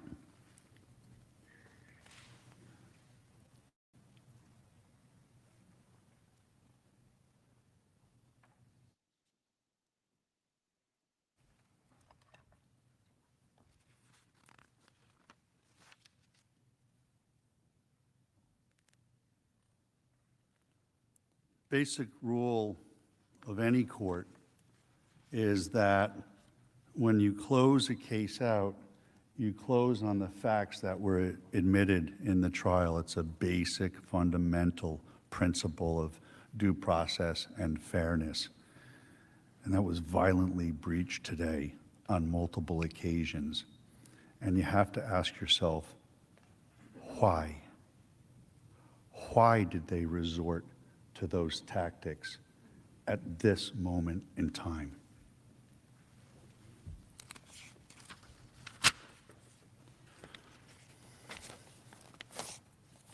Senators, good afternoon, Mr. President. What took place here at the U.S. Capitol on January 6 was a grave tragedy. Over the course of this trial, you have heard no one on either side of this debate argue that the infiltration of the Capitol was anything less than a heinous act on the home of American democracy. All of us, starting with my client, are deeply disturbed by the graphic videos of the Capitol attack that have been shown in recent days. The entire team condemned and have repeatedly condemned the violence and law-breaking that occurred on January 6th in the strongest possible terms. We've advocated that everybody be found, punished to the maximum extent of the law. Yet the question before us is not whether there was a violent insurrection of the Capitol. On that point, everyone agrees. Based on the explicit text of the House impeachment article, this trial is about whether Mr. Trump willfully engaged in incitement of violence and even insurrection against the United States. And that question they have posed in their article of impeachment has to be set up against the law of this country. No matter how much truly horrifying footage we see of the conduct of the rioters and how much emotion has been injected into this trial, that does not change the fact that Mr. Trump is innocent of the charges against him. Despite all of the video played, at no point in their presentation did you hear the House managers play a single example of Mr. Trump urging anyone to engage in violence of any kind. At no point did you hear anything that could ever possibly be construed as Mr. Trump encouraging or sanctioning an insurrection.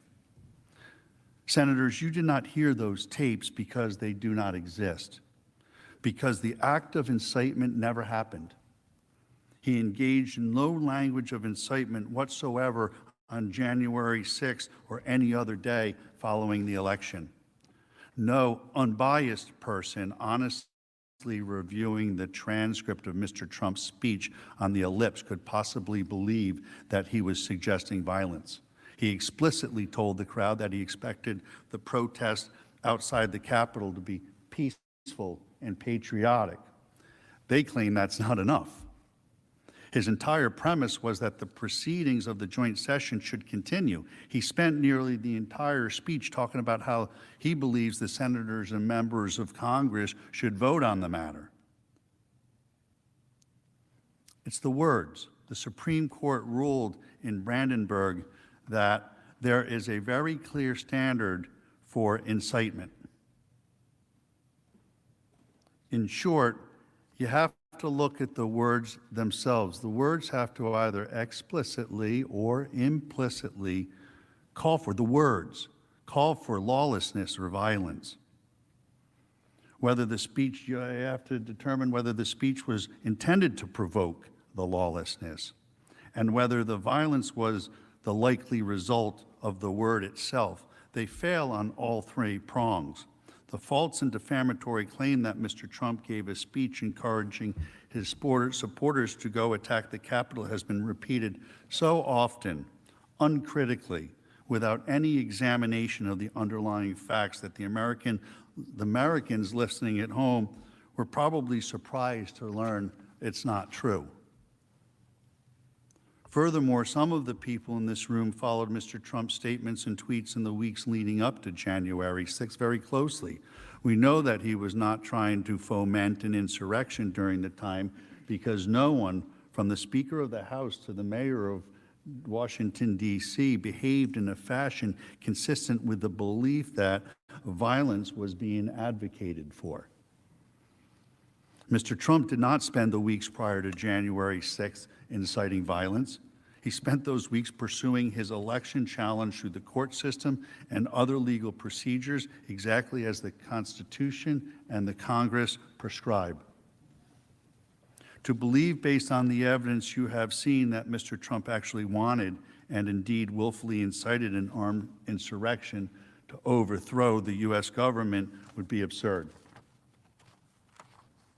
The gathering on January 6th was supposed to be an entirely peaceful event. Thousands and thousands of people, including Mr. Trump, showed up that day with that intention.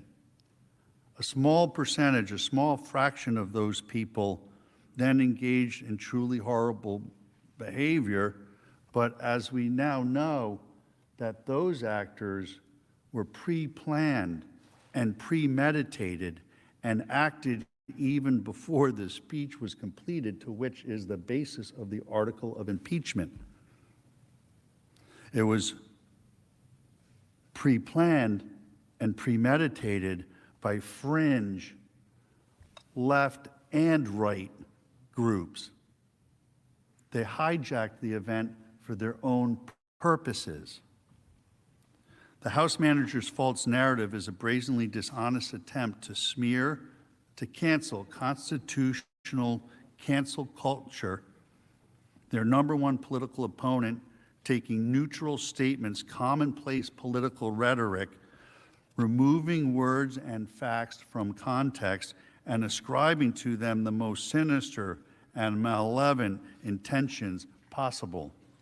Their story was based not on evidence, but on the sheer personal and political animus. The flimsy theory of incitement you heard from the House managers could be used to impeach, indict, or expel countless other political leaders. Many leading figures in other parties have engaged in far more incendiary and dangerous rhetoric. And we played some of it. I'm not going to replay it. I'm not going to replay you the words. You all saw the evidence. I'm not going to replay mob scenes. I don't want to give those people another platform, any more view from the American people as to what they did. They should be canceled.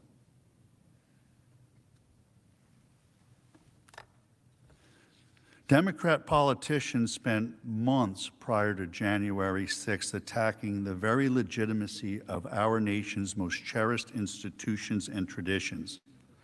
They didn't just question the integrity of one election, they challenged the integrity of our entire nation.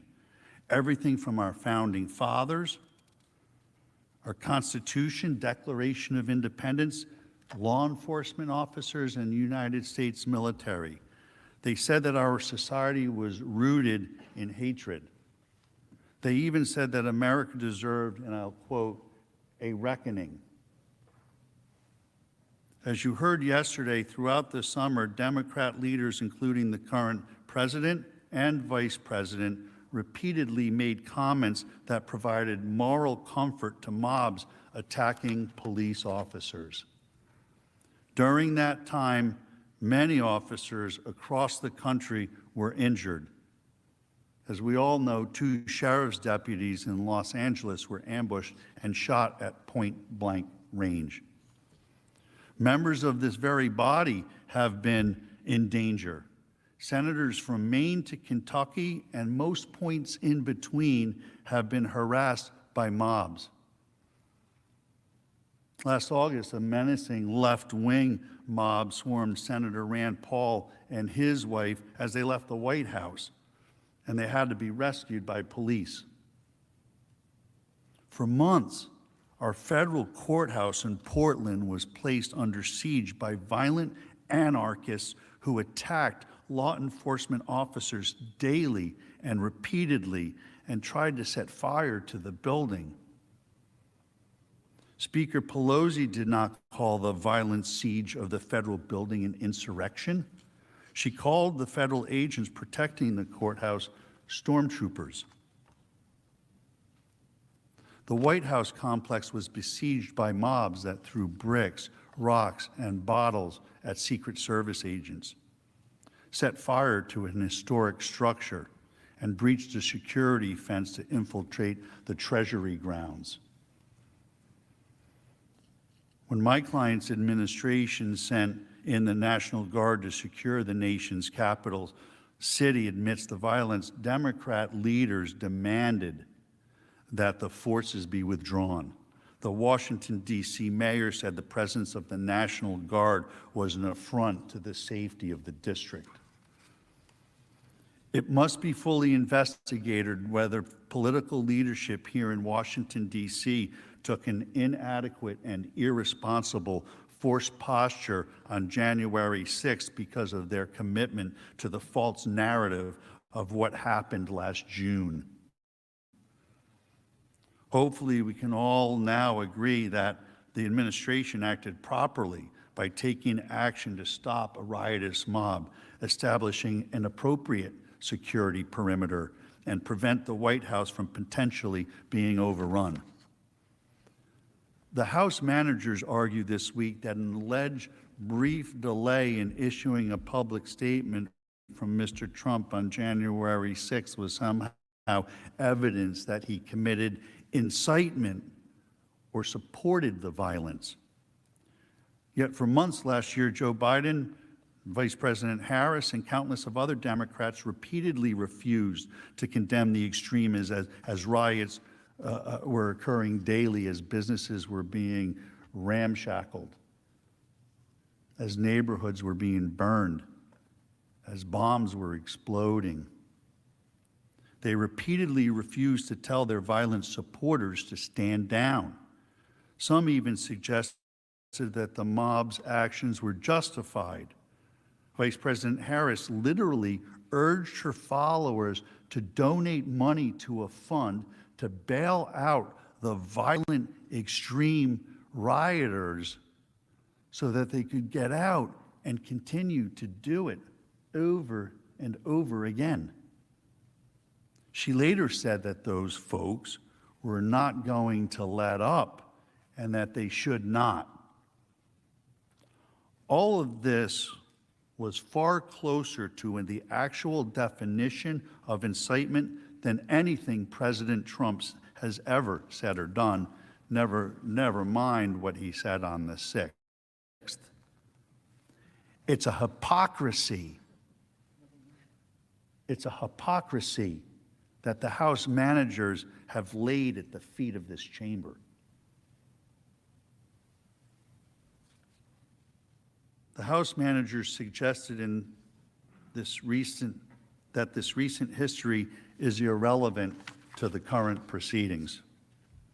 But not only is Democrats' behavior surrounding last year's riots highly relevant as precedent, and not only does it reveal the dishonesty and insincerity of this entire endeavor, it also provides crucial context that should inform our understanding of the events that took place on January 6th. Many of the people who infiltrated the Capitol took pictures of themselves and posted them on social media. To some, it seems, they thought that it was all a game. They apparently believed that violent mobs, destruction of property, rioting, assaulting police, and vandalizing historic treasures was somehow now acceptable in the United States. Where might they have gotten that idea? I would suggest to you that it was not from Mr. Trump. It was not Mr. Trump. It was not anyone in the Republican Party that spent the 6 months immediately prior to the Capitol assault giving rhetorical aid and comfort to mobs, making excuses for rioters, celebrating radicalism, and explaining that angry, frustrated, and marginalized people were entitled to blow off steam like that. Let me be very clear. There can be no excuse for the depraved actions of the rioters here at the Capitol or anywhere else across this country. 100% of those guilty of committing crimes deserve lengthy prison sentences for their shameful and depraved conduct. But this trial has raised the question about words, actions, and consequences. As a nation, we must ask ourselves, how did we arrive at this place where rioting and pillaging would become commonplace? I submit to you that it was month after month of political leaders and media personalities bloodthirsty for ratings, glorifying civil unrest, and condemning the reasonable law enforcement measures that are required to quell violent mobs. Hopefully, we can all leave this chamber in uniform agreement that all rioting is bad, and that law enforcement deserves our respect and support.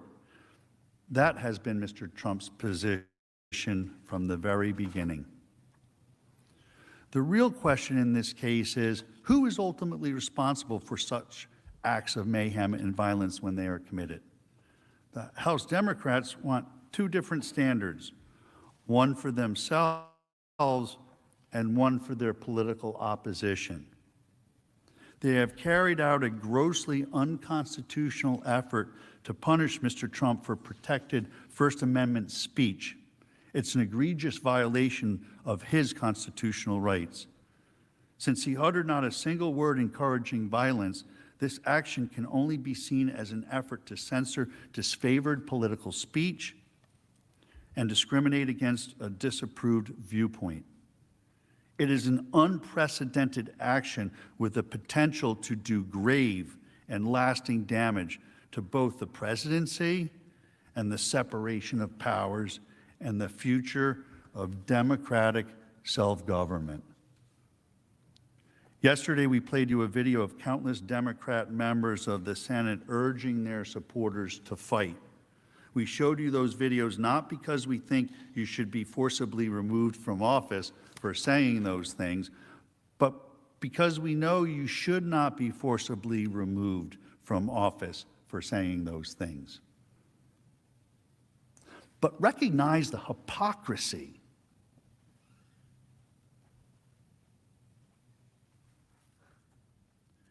Yesterday, in questioning, House Manager Raskin admitted that the House Democrats had invented an entirely new legal standard. In fact, they've created a new legal theory, the Raskin Doctrine. The Raskin Doctrine is based on nothing more than determining protected speech based on the party label next to your name. Regardless of what you have heard or what you have seen from the House managers, if you pay close attention, you will see that any speech made by Democrat elected officials is protected speech, while any speech made by Republican elected officials is not protected. The creation of the Raskin Doctrine actually reveals the weakness of the House manager's case. Elected officials, and we reviewed this in depth yesterday, under Supreme Court precedent, Wood and Bond, and by the way, Bond didn't burn his draft card. He actually still had it. It was part of his defense. But in Bond and in Wood, the court clearly directed all to know that elected officials hold the highest protections of speech, the highest protections. And I remind you why. Because you all need to be free to have robust political discussion, because your discussion is about how our lives are going to go. And that shouldn't be squelched by any political party on either side of the aisle, no matter who's the majority party at the time. Why would the House managers make up their own legal standard? I'll tell you why. Because they know they cannot satisfy the existing constitutional standard set forth by the United States Supreme Court that has existed for more than half a century. They argue Mr. Trump, as an elected official, has no First Amendment rights. It's the complete opposite of the law. We've shown you without contradiction that is wrong. They also know that they cannot satisfy the three-part test sedated in the Bible believers case. There was absolutely no evidence that Mr. Trump's words were directed to inciting imminent lawless action. There was no evidence that Mr. Trump intended his words to incite violence, and the violence was pre-planned and premeditated by a group of lawless actors who must be prosecuted to the fullest extent of the law, but it proves that his words weren't what set this into motion. What was the incitement? With no ability and no evidence to satisfy the existing constitutional standards, what are the House managers to do? They had to make up their own law. This is not only intellectually dishonest, folks, it's downright scary. What type of precedent would be set if the Senate did vote to convict? Can Congress now ignore Supreme Court precedent on the contours of protected free speech? Will Congress be permitted to continually make up their own legal standards and apply those new standards to elected officials' speech? Or as a weapon to impeach their fellow colleagues in the opposing party. This is not a precedent that this Senate can set here today. If the Senate endorses the House Democrats' absurd new theory, you will set a precedent that will trouble leaders from both parties, literally, for centuries to come.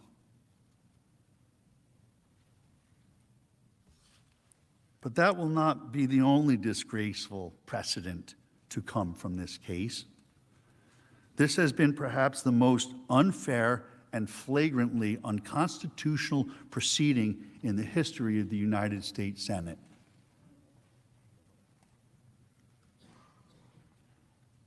For the first time in history, Congress has asserted the right to try and punish a former president who is a private citizen. Nowhere in the Constitution is the power enumerated or implied.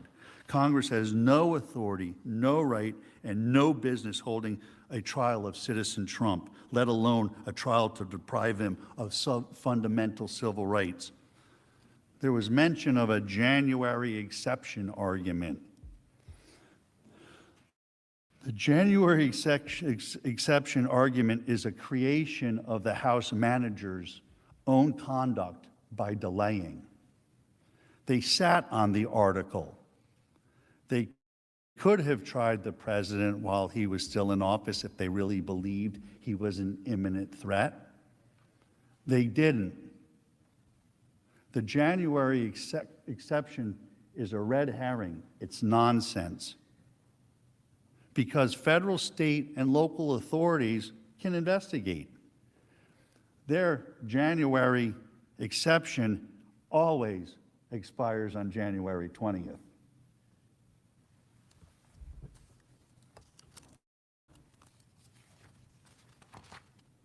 House Democrats and this deeply unfair trial have shamefully trampled every tradition, norm, and standard of due process in a way I've never, ever seen before.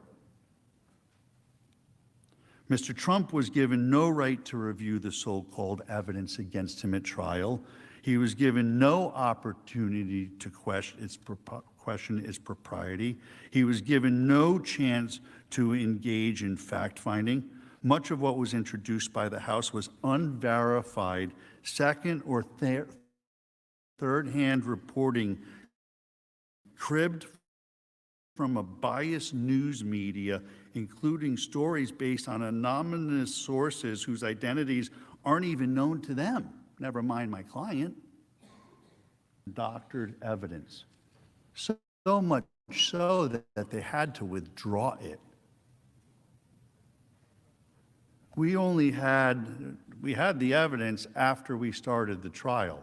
They went on for 2 days. So in the evening, I was able to go back and take a really close look at the stuff. Myself and Mr. Castor and Ms. Bateman and Mr. Brennan, We all worked hard and looked at the evidence, 4 volumes of books in little tiny print. And we literally had, 12, 14 hours to really look at the evidence before we had to go on. And just in that short time of looking at the evidence, we saw them fabricating Twitter accounts. We saw the masked man sitting at his desk with the New York Times there.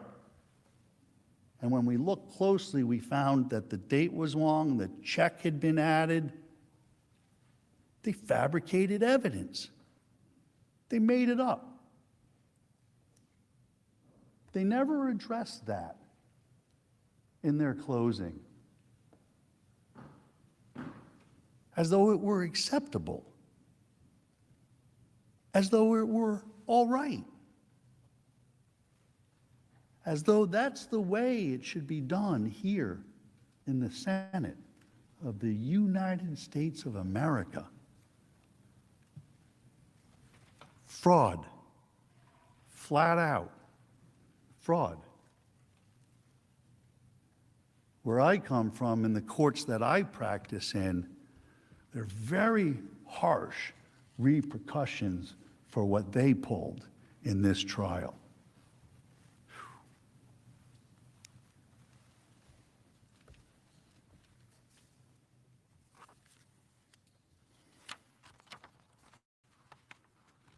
As we've shown, the House managers were caught creating false representations of tweets,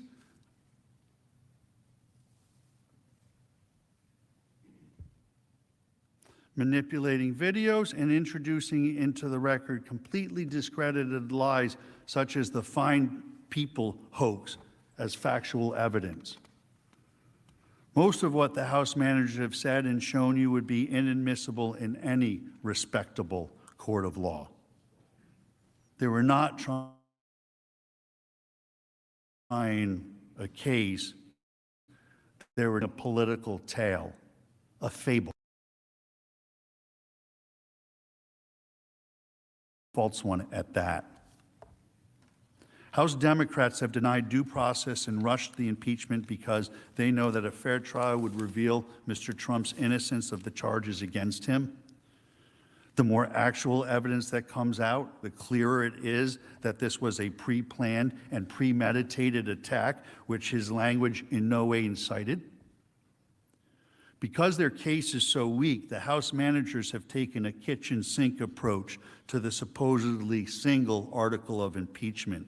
They allege that Mr. Trump incited the January 6th violence. They allege that he abused power by attempting to pressure Georgia Secretary of State Raffensperger to undermine the results of the 2020 election. And they allege that he gravely and endangered the democratic system by interfering with the peaceful transition of power.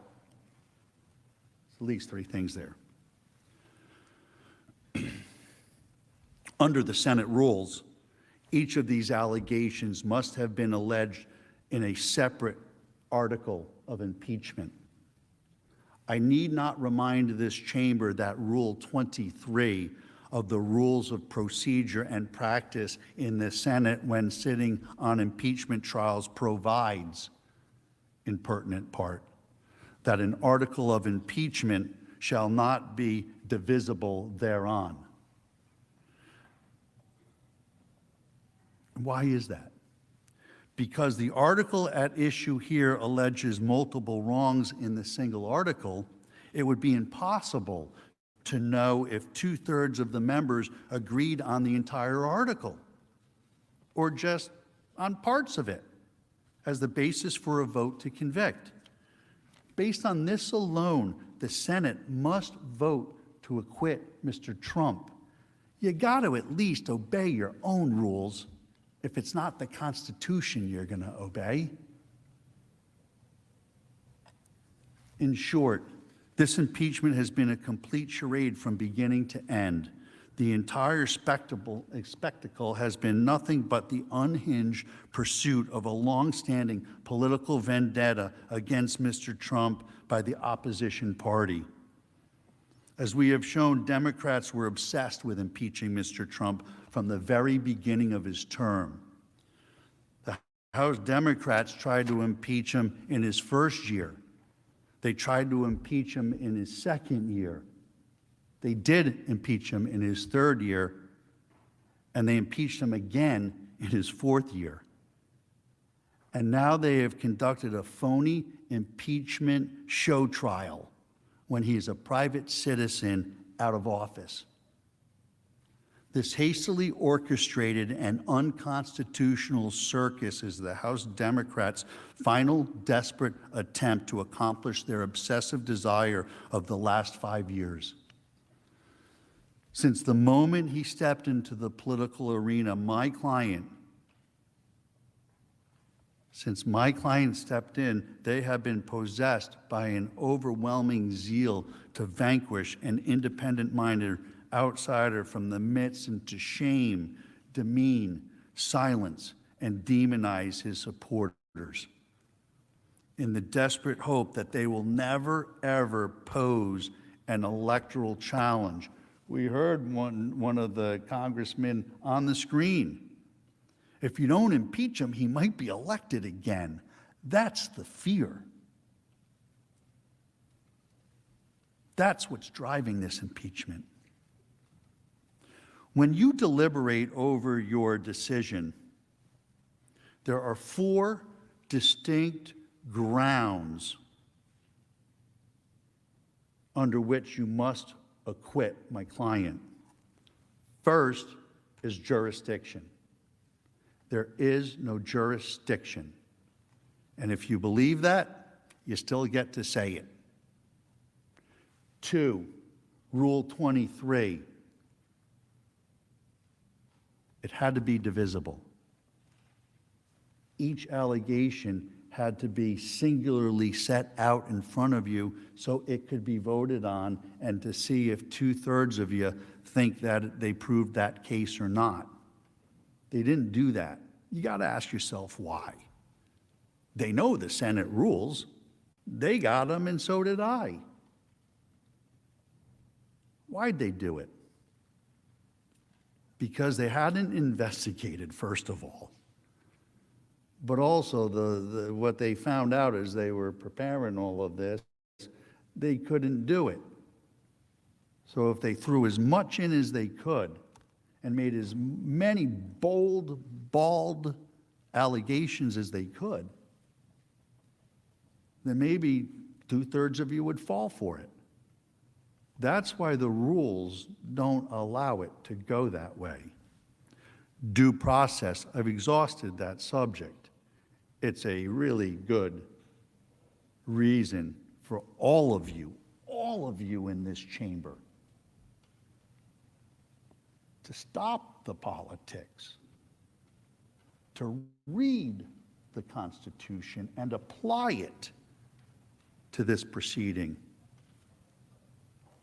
and acknowledge that the lack of due process,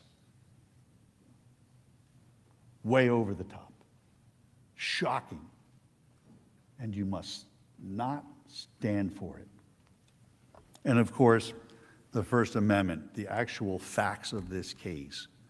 There were no words of incitement. 4 grounds. Nobody gets to tell you which ground to pick, and nobody gets to tell you how many grounds to consider. Senators, do not let House Democrats take this maniacal crusade any further. The Senate does not have to go down this dark path of enmity and division. You do not have to indulge the impeachment lust, the dishonesty, and the hypocrisy. It is time to bring this unconstitutional political theater to an end. It is time to allow our nation to move forward. It is time to address the real business pressing this nation: the pandemic, our economy, racial inequality, economic and social inequality. These are the things that you need to be thinking and working on for all of us in America. All of us. With your vote, you can defend the Constitution, you can protect due process, and you can allow America's healing to begin. I urge the Senate to acquit and vindicate the Constitution of this great republic. Thank you. Who yields time?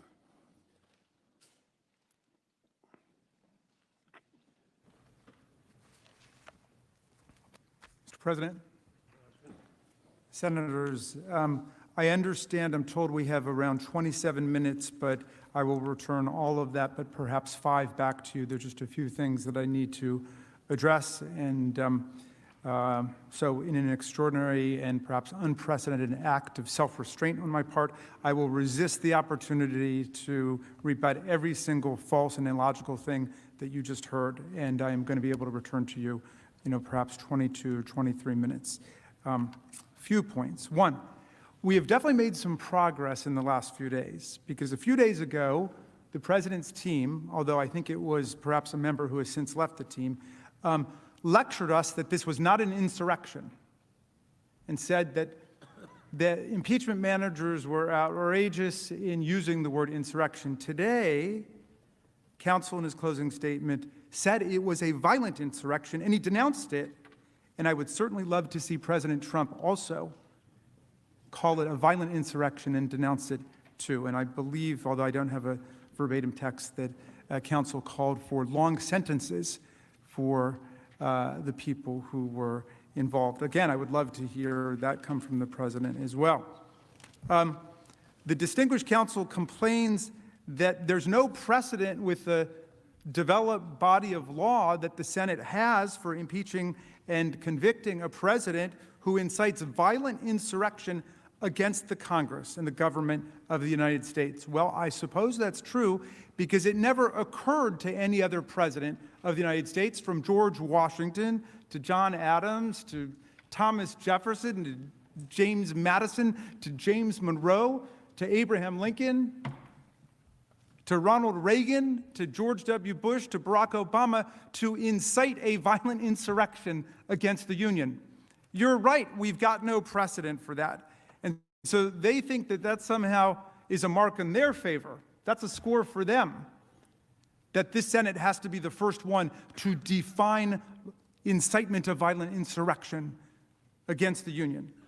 And so the gentleman puts it on me. He says, inciting a president for committing incitement to violent insurrection against the Union is the new Raskin doctrine. We've tried to convince him that there are well-known principles and elements of incitement which we have talked to you about ad nauseum, and that this is an intrinsically, inherently fact-based judgment. But if that is the Raskin doctrine, that a president of the United States cannot incite violent insurrection against the Union in the Congress, then I embrace it, and I take it as an honor. Most law professors never even get a doctrine named after them. So I will accept that. And finally, the counsel goes back to Julian Bond's case, because I think in the final analysis, their best argument, as pathetically weak as it is really about the First Amendment. But remember, they keep talking about stifling President Trump's speech. Someone tell me when his speech has ever been stifled. He says exactly what he wants, whenever he wants. If and when you convict him for incitement of insurrection, he will continue to say whatever he wants on that day. Remember, they referred yesterday to interference with his liberty, which I found absolutely bizarre, because everybody knows that he will not spend 1 minute in prison or jail from conviction on these charges. It is a civil remedy to protect all of us, to protect the entire country, our children, our Constitution, our future. That's what impeachment, trial, conviction are all about. Julian Bond. See, I knew Julian Bond, so forgive me. Most people say, don't even respond to this stuff. I got to respond to this, okay?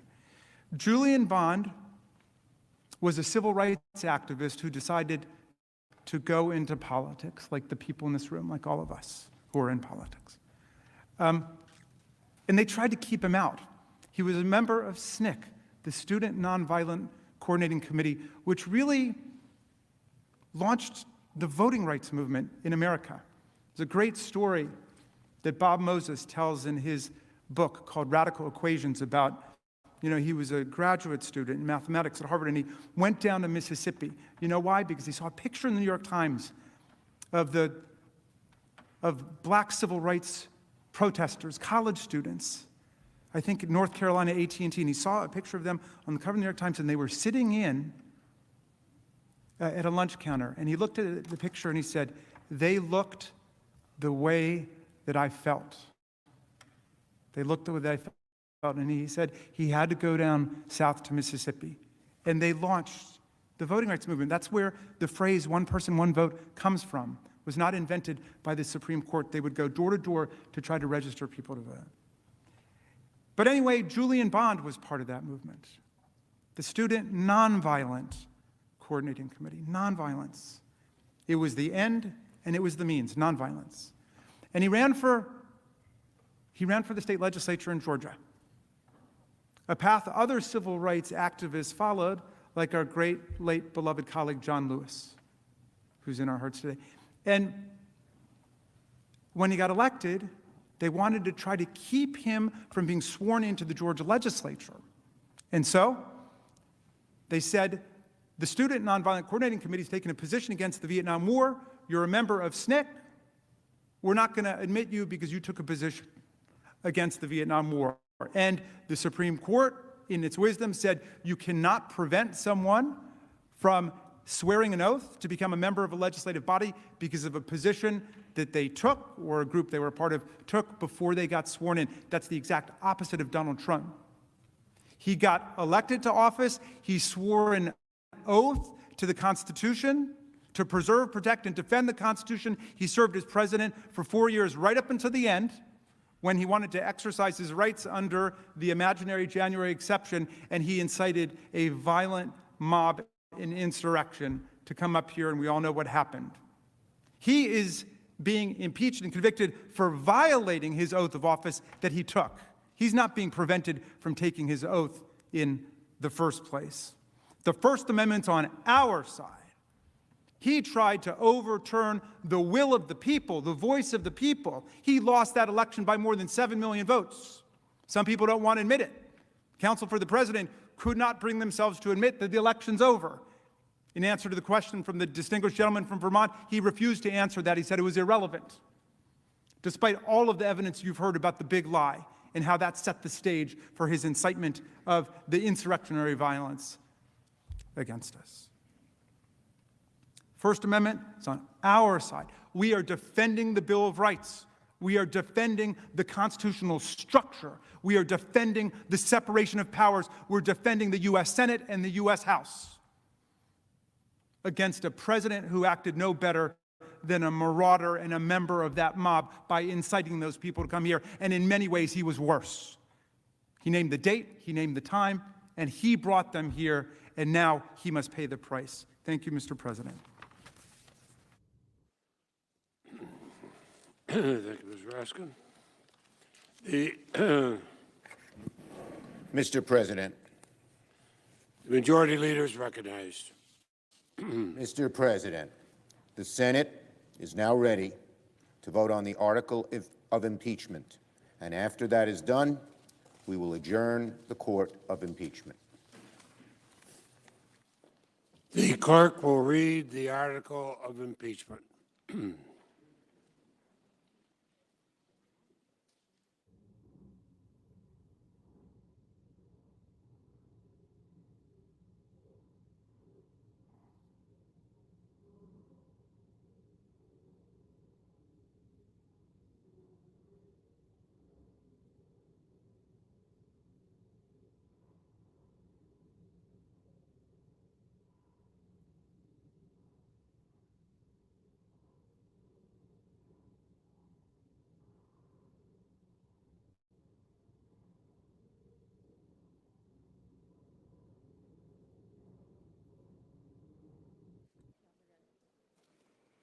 Article 1, incitement of an insurrection.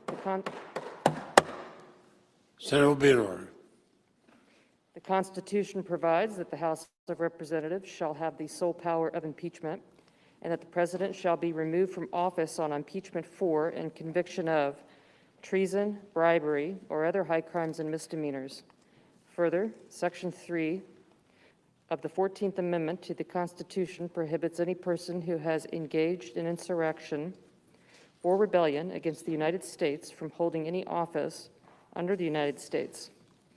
In his conduct while President of the United States and in violation of his constitutional oath, faithfully to execute the office of the President of the United States and, to the best of his ability, preserve, protect, and defend the Constitution of the United States, and in violation of his constitutional duty to take care that the laws be faithfully executed, Donald John Trump engaged in high crimes and misdemeanors by inciting violence against the government of the United States in that, on January 6, 2021, pursuant to the 12th Amendment to the Constitution of the United States, the Vice President of the United States, the House of Representatives, and the Senate met at the United States Capitol for a joint session of Congress to count the votes of the Electoral College.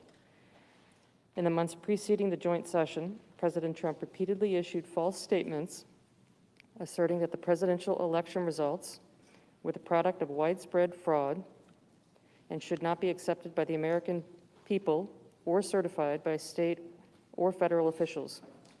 Shortly before the joint session commenced, President Trump addressed a crowd at the Ellipse in Washington, D.C. There he reiterated false claims that we won this election and we won it by a landslide. He also willfully made statements that in context encouraged and foreseeably resulted in lawless action at the Capitol, such as, if you don't fight like hell, you're not going to have a country anymore.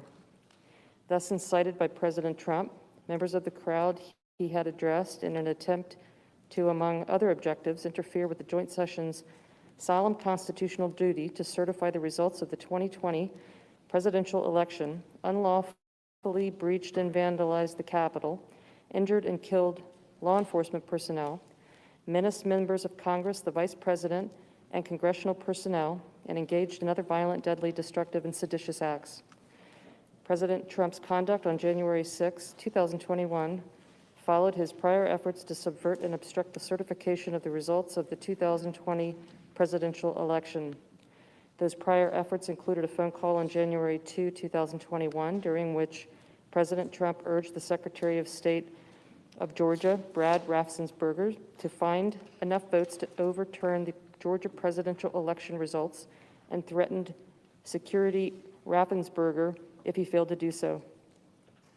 In all this, President Trump gravely endangered the security of the United States and its institutions of government. He threatened the integrity of the democratic system, interfered with the peaceful transition of power, and imperiled a co-equal branch of government.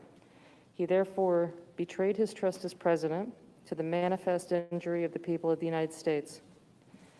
Wherefore, Donald John Trump, by such conduct, has demonstrated that he will remain a threat to national security, democracy, and the Constitution if allowed to remain in office, and has acted in a manner grossly incompatible with self-government and the rule of law. Donald John Trump thus warrants impeachment and trial, removal from office, and disqualification to hold and enjoy any office of honor, trust, or profit under the United States, and demand that you, the said Donald John Trump, should be put to answer the accusations as set forth in this article, and that such proceedings, examinations, trials, and judgments might be thereupon had as are agreeable to law and justice.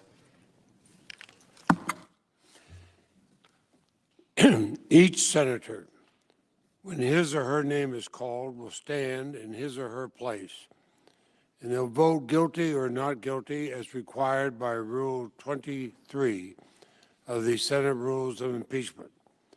Article 1, Section 3, Clause 6 of the Constitution, regarding the vote required for conviction on impeachment, provides that, quote, no person shall be convicted without the concurrence of 2/3 of the members present, close quote. The question is on the article of impeachment. Senators, How say you? Is the respondent Donald John Trump guilty or not guilty? A roll call vote is required, and the clerk will call the roll. Ms. Baldwin. Ms. Baldwin, guilty. Mr. Barrasso. Mr. Barrasso, not guilty. Mr. Bennett. Mr. Bennett, guilty. Mrs. Blackburn. Mrs. Blackburn, not guilty. Mr. Blumenthal. Mr. Blumenthal, guilty. Mr. Blunt. Mr. Blunt, not guilty. Mr. Booker. Mr. Booker, guilty. Mr. Bozeman. Mr. Bozeman, not guilty. Mr. Braun. Mr. Braun, not guilty. Mr. Brown. Mr. Brown, guilty. Mr. Burr. Mr. Burr, guilty. Ms. Cantwell. Ms. Cantwell, guilty. Mrs. Capito. Mrs. Capito, not guilty. Mr. Cardin. Mr. Cardin, guilty. Mr. Carper. Mr. Carper, guilty. Mr. Casey. Mr. Casey, guilty. Mr. Cassidy. Mr. Cassidy, guilty. Ms. Collins. Ms. Collins, guilty. Mr. Coons. Mr. Coons, guilty. Mr. Cornyn. Mr. Cornyn, not guilty. Ms. Cortez Masto. Ms. Cortez Masto, guilty. Mr. Cotton. Mr. Cotton, not guilty. Mr. Kramer. Mr. Kramer, not guilty. Mr. Crapo. Mr. Crapo, not guilty. Mr. Cruz. Mr. Cruz, not guilty. Mr. Daines. Mr. Daines, not guilty. Ms. Duckworth. Ms. Duckworth, guilty. Mr. Durbin. Mr. Durbin, guilty. Ms. Ernst. Ms. Ernst, not guilty. Mrs. Feinstein. Mrs. Feinstein, guilty. Mrs. Fisher. Mrs. Fisher, not guilty. Mrs. Gillibrand. Mrs. Gillibrand, guilty. Mr. Graham. Mr. Graham, not guilty. Mr. Grassley. Mr. Grassley, not guilty. Mr. Haggerty. Mr. Haggerty, not guilty. Ms. Hassan. Ms. Hassan, guilty. Mr. Hawley. Mr. Hawley, not guilty. Mr. Heinrich. Mr. Heinrich, guilty. Mr. Hickenlooper. Mr. Hickenlooper, guilty. Ms. Hirono. Ms. Hirono, guilty. Mr. Hoven. Mr. Hoven, not guilty. Mrs. Hyde-Smith. Not guilty. Mrs. Hyde-Smith, not guilty. Mr. Inhofe. Mr. Inhofe, not guilty. Mr. Johnson. Mr. Johnson, not guilty. Mr. Kane. Mr. Kane, guilty. Mr. Kelly. Mr. Kelly, guilty. Mr. Kennedy. Not guilty. Mr. Kennedy, not guilty. Mr. King. Mr. King, guilty. Ms. Klobuchar. Ms. Klobuchar, guilty. Mr. Langford. Mr. Langford, not guilty. Mr. Leahy. Guilty. Mr. Leahy, guilty. Mr. Lee. Not guilty. Mr. Lee, not guilty. Mr. Lujan. Mr. Lujan, guilty. Ms. Lummis. Ms. Lummis, not guilty. Mr. Manchin. Mr. Manchin, guilty. Mr. Markey. Mr. Markey, guilty. Mr. Marshall. Mr. Moran. Mr. Moran, not guilty. Ms. Murkowski. Ms. Murkowski, guilty.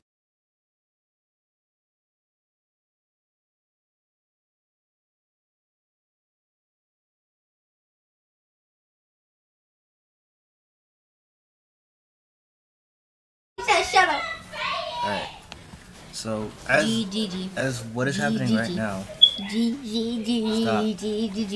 Stop. I'm gonna switch to Council Safari and spam G. Stop. Yes. We'll go pick it up. Mommy, don't worry. We can pick it up. We'll pick it up while we're All right, everybody.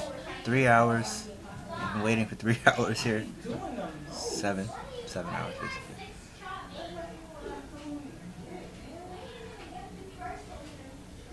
Yeah. So right now they are voting on guilty, not guilty verdict. So let's listen in and let's see. And you need 67 to convict. 67 votes.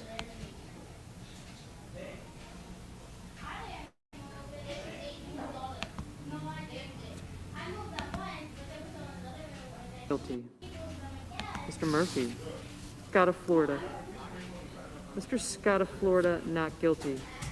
Mr. Scott of South Carolina. Mr. Scott of South Carolina, not guilty. Mrs. Shaheen. Mrs. Shaheen, guilty. Mr. Shelby. Mr. Shelby, not guilty. Ms. Sinema. Ms. Sinema, guilty. Ms. Smith.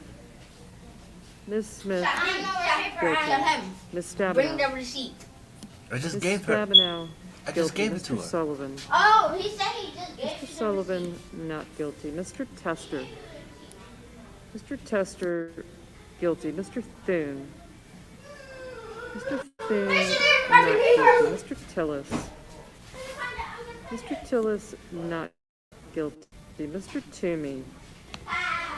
Mr. Toomey. So they need guilty. 67. So let's watch it. 67. Mr. Tuberville, not guilty. Mr. Van Hollen. Mr. Van Hollen, guilty. Mr. Warner. Mr. Warner, guilty. Mr. Warnock. Mr. Warnock, guilty. Ms. Warren. Ms. Warren, guilty. Mr. Whitehouse. Mr. Whitehouse, guilty. Mr. Wicker. Mr. Wicker, not guilty. Mr. Wyden. Mr. Wyden, guilty. Mr. Young. Mr. Young, not guilty.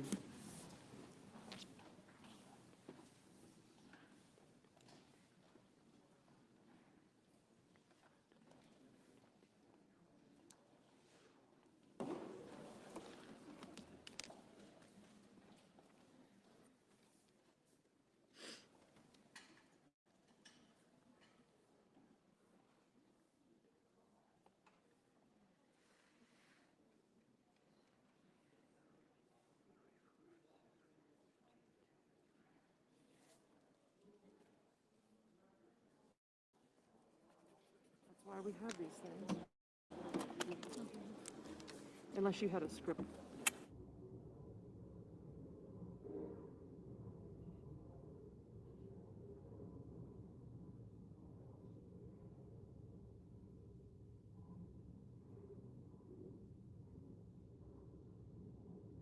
Handwriting down for yeas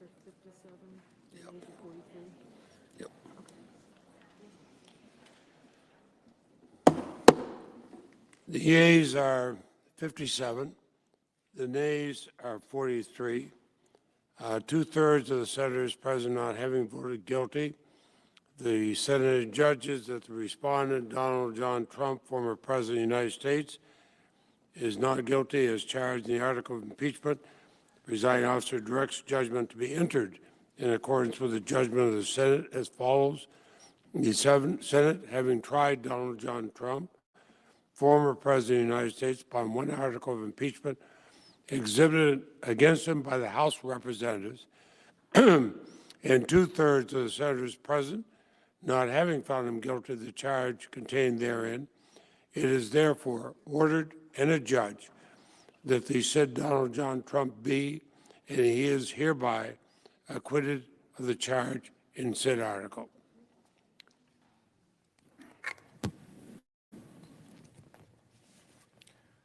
Mr. President. Majority Leader is recognized. Mr. President, I send an order to the desk. And the clerk will report. Order.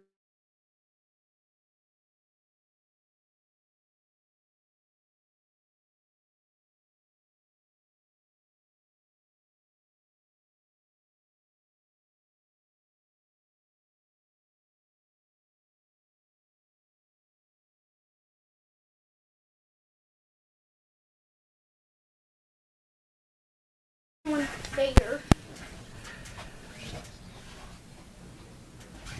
Who's probably you? Shaheen, can I borrow a pen though? No, Mommy needs it to write a list. We'll give it back, I promise. you know. Please. Did you just say wiener?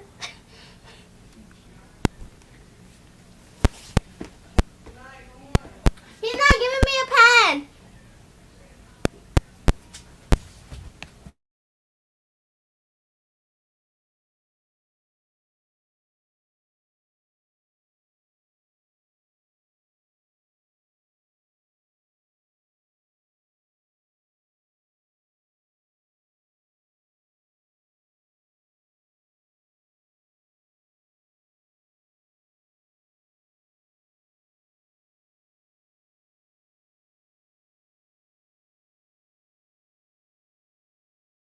Okay, so Bro, I need.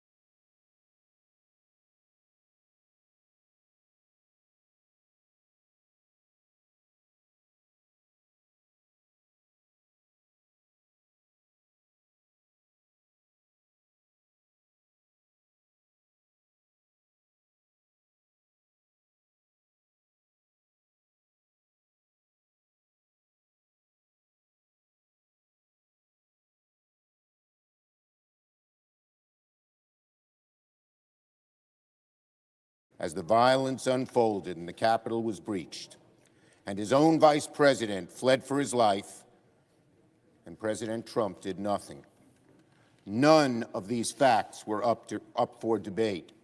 We saw it, we heard it, we lived it. This was the first presidential impeachment trial in history in which all senators were not only judges and jurors, but witnesses to the constitutional crime that was committed. The former president inspired, directed, and propelled a mob to violently prevent the peaceful transfer of power, subvert the will of the people, and illegally keep that president in power. There is nothing more un-American than that. There is nothing more antithetical to our democracy. There is nothing more insulting to the generations of American patriots who gave their lives to defend our form of government. This was the most egregious violation of the presidential oath of office and a textbook example, a classic example of an impeachable offense worthy of the Constitution's most severe remedy. In response to the incontrovertible fact of Donald Trump's guilt, the Senate was subject to a feeble and sometimes incomprehensible defense of the former president. Unable to dispute the case on the merits, the former president's counsel treated us to partisan vitriol, false equivalence, and outright falsehoods. We heard the roundly debunked jurisdictional argument that the Senate cannot try a former official, a position that would mean that any president could simply resign to avoid accountability for an impeachable offense, a position which in effect would render the Senate powerless to ever enforce the disqualification clause in the Constitution. Essentially, the President's counsel told the Senate that the Constitution was unconstitutional. Thankfully, the Senate took a firm stance, set a firm precedent with a bipartisan vote in favor of our power to try former officials for acts they committed while in office. We heard the preposterous claim that the former president's incitement to violence was protected by the First Amendment. The First Amendment right to free speech protects Americans from jail, not presidents from impeachment. If the president had said during World War II that, quote, Germany should attack the United States on Long Island, we've left it undefended, I suspect Congress would have considered that an impeachable offense. Finally, the defense counsel said that President Trump was not directly responsible for the violence at the Capitol. Quote, his words were merely a metaphor, his directions were merely suggestions, and the violent mob was just a spontaneous demonstration. But wind the clock back and ask yourself, if at any point Donald Trump did not do the things he did, would the attack on the Capitol have happened? There's only one answer to this question. Of course not. If President Trump hadn't told his supporters to march to the Capitol, if he hadn't implored them to come to Washington on January 6th in the first place, if he hadn't repeatedly lied to them that the election was stolen, their country was being taken from them, the attack would not have happened, could not have happened. January 6th would not have happened but for the actions of Donald Trump. Here's what the Republican leader of the Senate said. The mob that perpetrated the, quote, failed insurrection, unquote, was on January 6th was, quote, provoked by President Trump. You want another word for provoke? How about incite? Yet still, the vast majority of the Senate Republican caucus, including the Republican leader, voted to acquit former President Trump, signing their names in the columns of history alongside his name forever. January 6th will live as a day of infamy in the history of the United States of America. The failure to convict Donald Trump will live as a vote of infamy in the history of the United States Senate. 5 years ago, Republican senators lamented what might become of their party if Donald Trump became their presidential nominee and standard-bearer. Just look at what has happened. Look at what Republicans have been forced to defend. Look at what Republicans have chosen to forgive. The former president tried to overturn the results of a legitimate election and provoked an assault on our own government. And well over half the Senate Republican conference decided to condone it. The most despicable act that any president has ever committed, and the majority of Republicans cannot summon the courage or the morality to condemn it. This trial wasn't about choosing country over party, even not that. This was about choosing country over Donald Trump, and 43 Republican members chose Trump. They chose Trump. It should be a weight on their conscience today, and it shall be a weight on their conscience in the future. As sad as that fact is, as condemnable as the decision was, it is still true that the final vote on Donald Trump's conviction was the largest and most bipartisan vote of any presidential impeachment trial in American history. I salute those Republican patriots who did the right thing. It wasn't easy. We know that. Let their votes be a message to the American people. Because, my fellow Americans, if this nation is going to long endure, we as a people cannot sanction the former president's Congress. Because if lying about the results of an election is acceptable, if instigating a mob against the government is considered permissible, if encouraging political violence becomes the norm, it will be open season on our democracy. And everything will be up for grabs by whoever has the biggest clubs, the sharpest spears, the most powerful guns.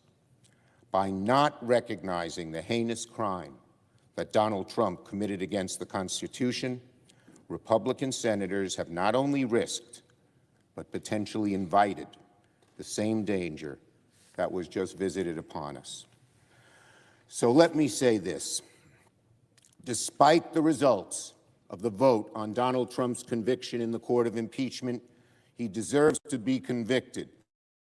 And I believe he will be convicted in the court of public opinion. He deserves to be permanently discredited. And I believe he has been discredited in the eyes of the American people and in the judgment of history. Even though Republican senators prevented the Senate from disqualifying Donald Trump for any office of honor, trust, or profit under these United States, there is no question Donald Trump has disqualified himself. I hope, I pray, and I believe that the American people will make sure of that. And if Donald Trump ever stands for public office again, and after everything we have seen this week, I hope, I pray, and I believe that he will meet the unambiguous rejection by the American people. 6 hours after the attack on January 6th, after the carnage and mayhem was shown on every television screen in America, President Trump told his supporters to, quote, "Remember this day forever." I ask the American people to heed his words. Remember that day forever, but not for the reasons the former president intended. Remember the panic in the voices over the radio dispatch, the rhythmic pounding of fists and flags at the chamber doors. Remember the crack of a solitary gunshot. Remember the hateful and racist Confederate flags flying through the halls of our Union. Remember the screams of the bloody officer crushed between the onrushing mob and a doorway to the Capitol, his body trapped in the breach. Remember the three. Okay. So Donald Trump, for the second time, has been acquitted. And again, he has been acquitted. And honestly, he has been acquitted for the second time. Yeah, that is it. That is it. And so Donald Trump Donald Trump is now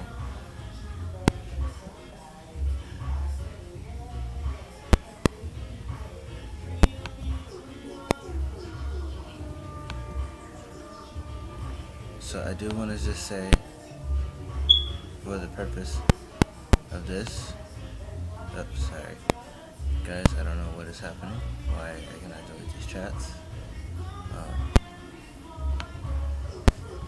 because they just show up here, and it's like, I'm going to shut these chats off so that the chats are not visible, but I cannot do so. But yeah, so Donald Trump has been acquitted and not convicted. I know a lot of people wanted Donald Trump to be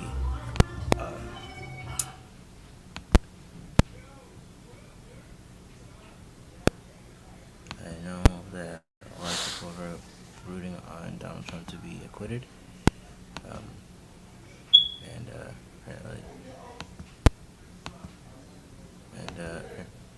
apparently that didn't happen. What we saw today was more divisiveness, kind of, sort of, in a way. So as Chuck Schumer is speaking, unless he's talking, I'm gonna just talk a little bit about.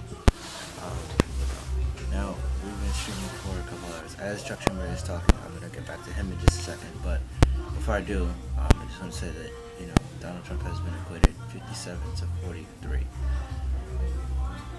They voted. Some Democratic and Republican senators have voted guilty, but not the 2/3 necessary for a conviction.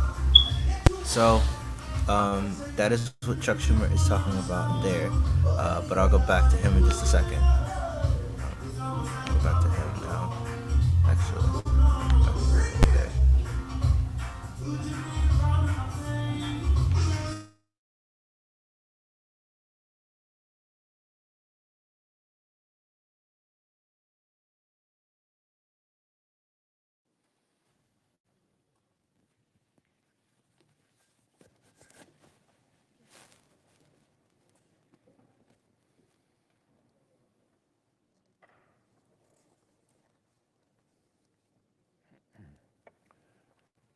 Mr. President. The Republican leader. January 6th was a disgrace. American citizens attacked their own government.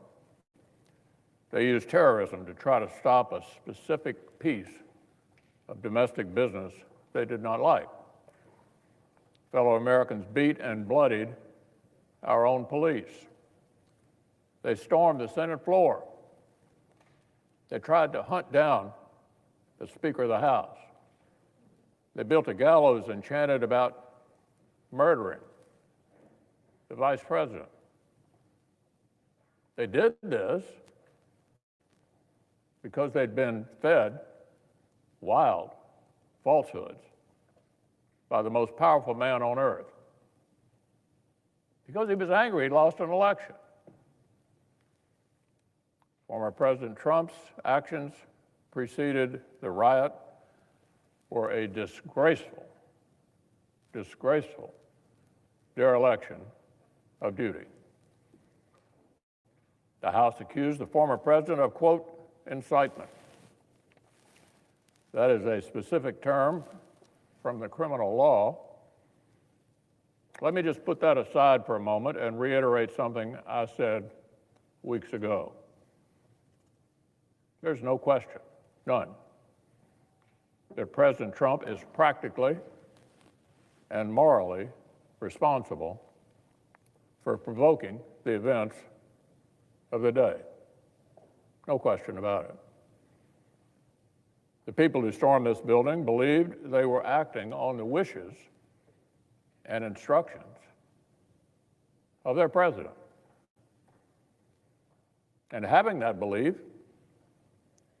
was a foreseeable consequence of the growing crescendo of false statements, conspiracy theories, and reckless hyperbole, which the defeated president kept shouting into the largest megaphone on planet Earth.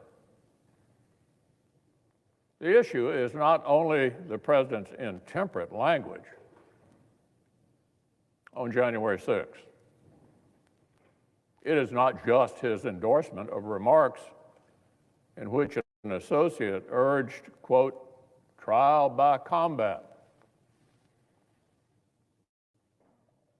It was also the entire manufactured atmosphere of looming catastrophe, the increasingly wild myths about a reverse landslide election that was somehow being stolen, some secret coup by our now president. Now, I defended the president's right to bring any complaints to our legal system. The legal system spoke. The Electoral College spoke. As I stood up and said clearly at that time, the election was settled. It was over. But that just really opened a new chapter of even wilder, and more unfounded claims. The leader of the free world cannot spend weeks thundering that shadowy forces are stealing our country and then feign surprise when people believe him and do reckless things. Now, sadly, many politicians sometimes make overheated comments or use metaphors. We saw that unhinged listeners might take literally, but that was different. That's different from what we saw. This was an intensifying crescendo of conspiracy theories orchestrated by an outgoing president who seemed determined to either overturn the voters' decision or else torch our institutions on the way out. The unconscionable behavior did not end when the violence actually began. Whatever our ex-president claims he thought might happen that day, whatever reaction he says he meant to produce by that afternoon, we know he was watching the same live television as the rest of us. A mob was assaulting the Capitol in his name. These criminals were carrying his banners, hanging his flags, and screaming their loyalty to him. It was obvious that only President Trump could end this. He was the only one who could. Former aides publicly begged him to do so. Loyal allies frantically called the administration. The president did not act swiftly. He did not do his job. He didn't take steps so federal law could be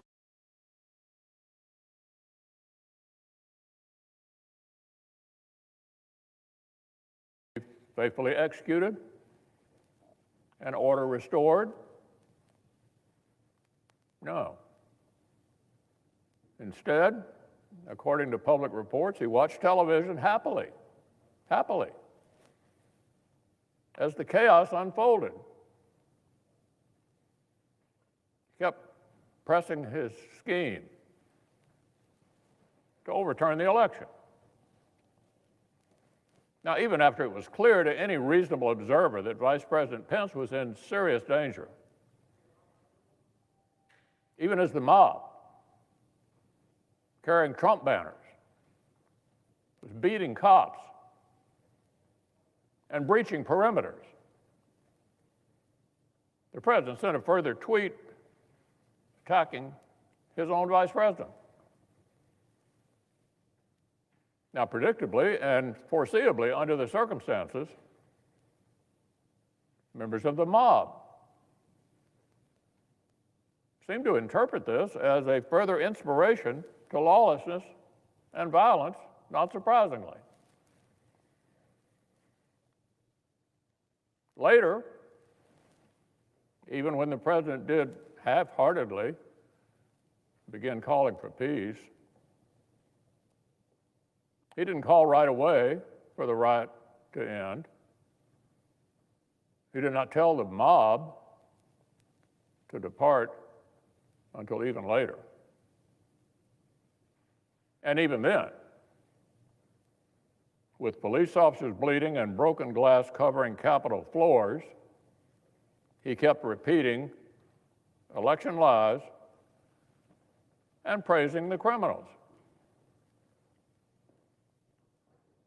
In recent weeks, our ex-president's associates have tried to use the 74 million Americans who voted to re-elect him as a kind of human shield against criticism. Using the 74 million who voted for him as a kind of a human shield against criticism.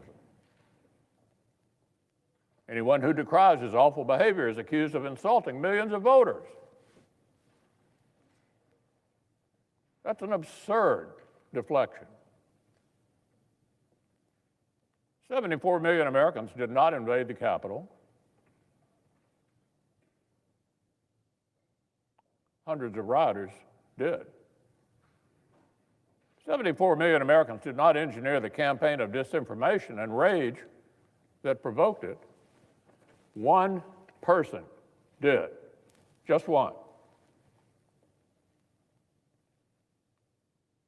Now, I've made my view of this episode very plain. But our system of government gave the Senate a specific task. The Constitution gives us a particular role. This body is not invited to act as the nation's overarching moral tribunal. We're not free to work backward from whether the accused party might personally deserve some kind of punishment. Justice Joseph Story, our nation's first great constitutional scholar, as he explained nearly 200 years ago, the process of impeachment and conviction is a narrow tool for a narrow purpose. Story explained this limited tool exists to, quote, secure the state against gross official misdemeanors, end quote. That is, to protect the country from government officers. If President Trump were still in office, I would have carefully considered whether the House managers proved their specific charge. By the strict criminal standard, the president's speech probably was not incitement. However, in the context of impeachment, the Senate might have decided this was acceptable shorthand for the reckless actions that preceded the riot. Now, this is a close question, no doubt. Donald Trump was the president when the House voted, though not when the House chose to deliver the papers. Brilliant scholars argue both sides of this jurisdictional question. The text is legitimately ambiguous. I respect my colleagues who've reached either conclusion. But after intense reflection, I believe the best constitutional reading shows that Article 2, Section 4, exhausts the set of persons who can legitimately be impeached, tried, or convicted. It's the president, It's the Vice President and civil officers. We have no power to convict and disqualify a former office holder who is now a private citizen. Here is Article 2, Section 4. Quote, the President, the Vice President, and all civil officers of the United States shall be removed from office on impeachment for and conviction of treason, bribery, or other high crimes and misdemeanors, end quote.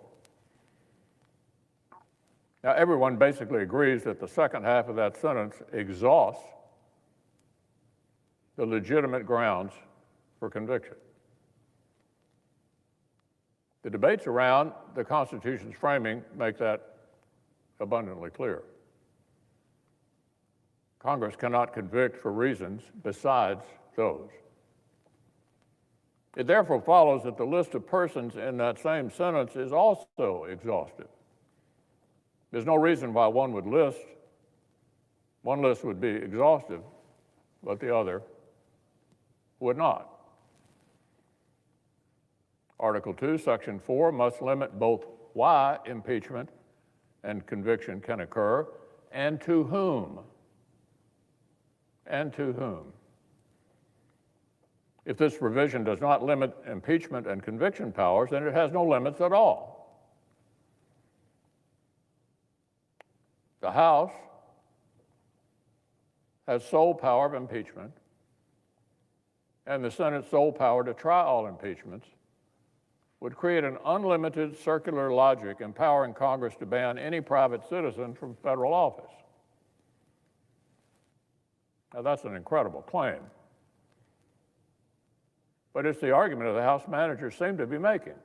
One manager said the House and Senate have, quote, absolute, unqualified jurisdictional power, end quote. Well, that was very honest, because there is no limiting principle in the constitutional text that would empower the Senate to convict former officers that would not also let them convict and disqualify any private citizen. An absurd end result to which no one subscribes. Article 2, Section 4 must have force. It tells us the President, the Vice President, and civil officers may be impeached and convicted.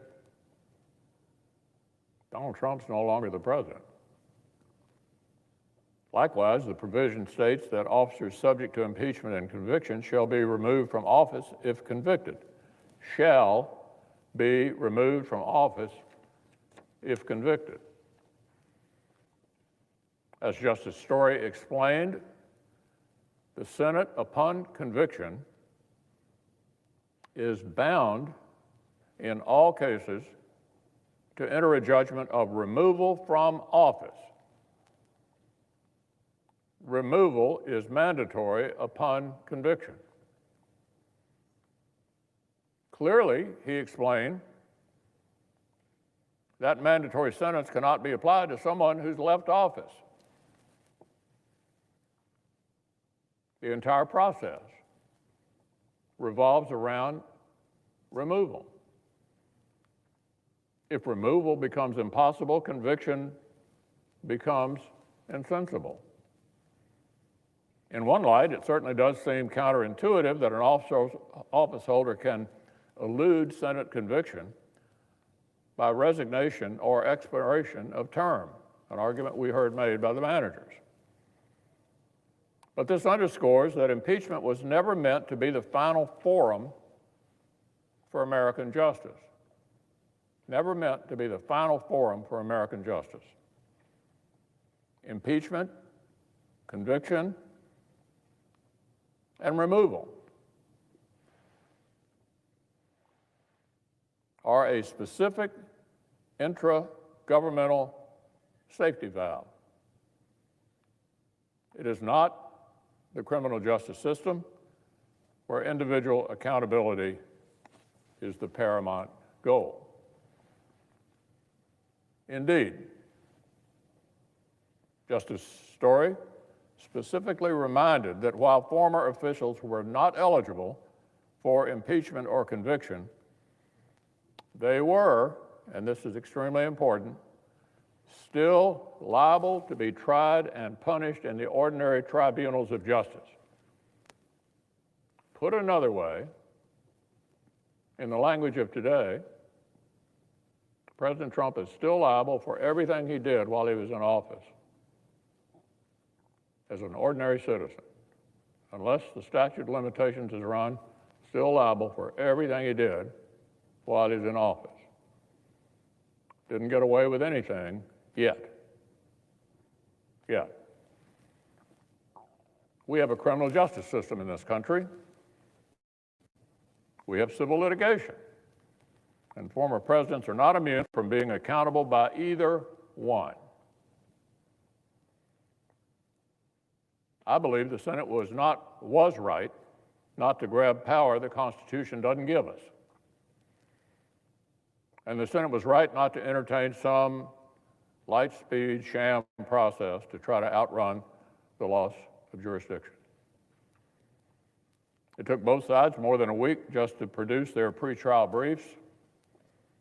Speaker Pelosi's own scheduling decisions conceded what President Biden publicly confirmed: a Senate verdict before Inauguration Day was never possible.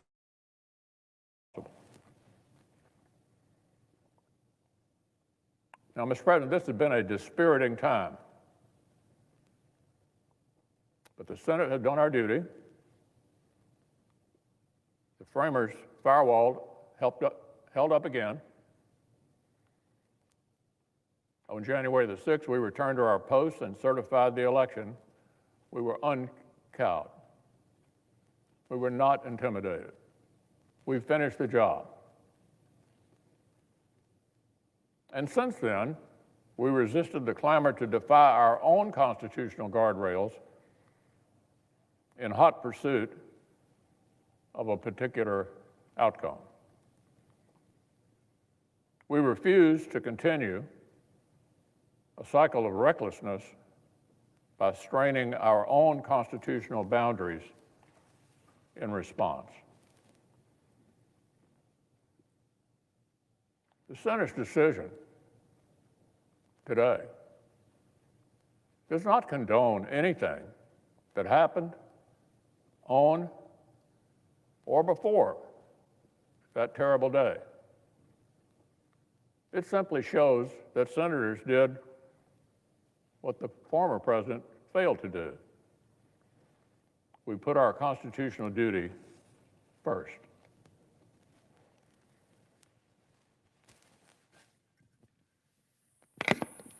President. The senator from Maryland. Thank you, Mr. President.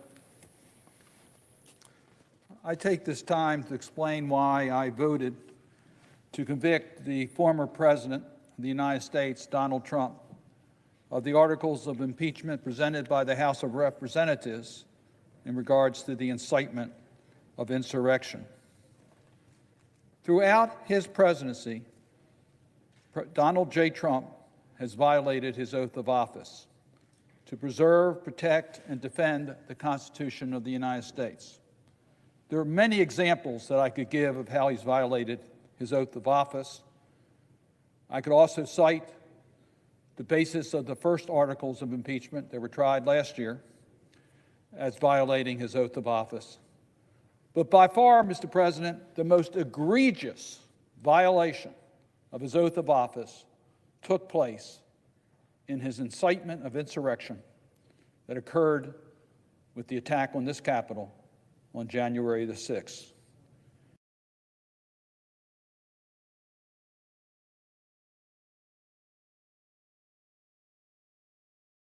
Why is a shot of olive oil the perfect way to ring in the new year?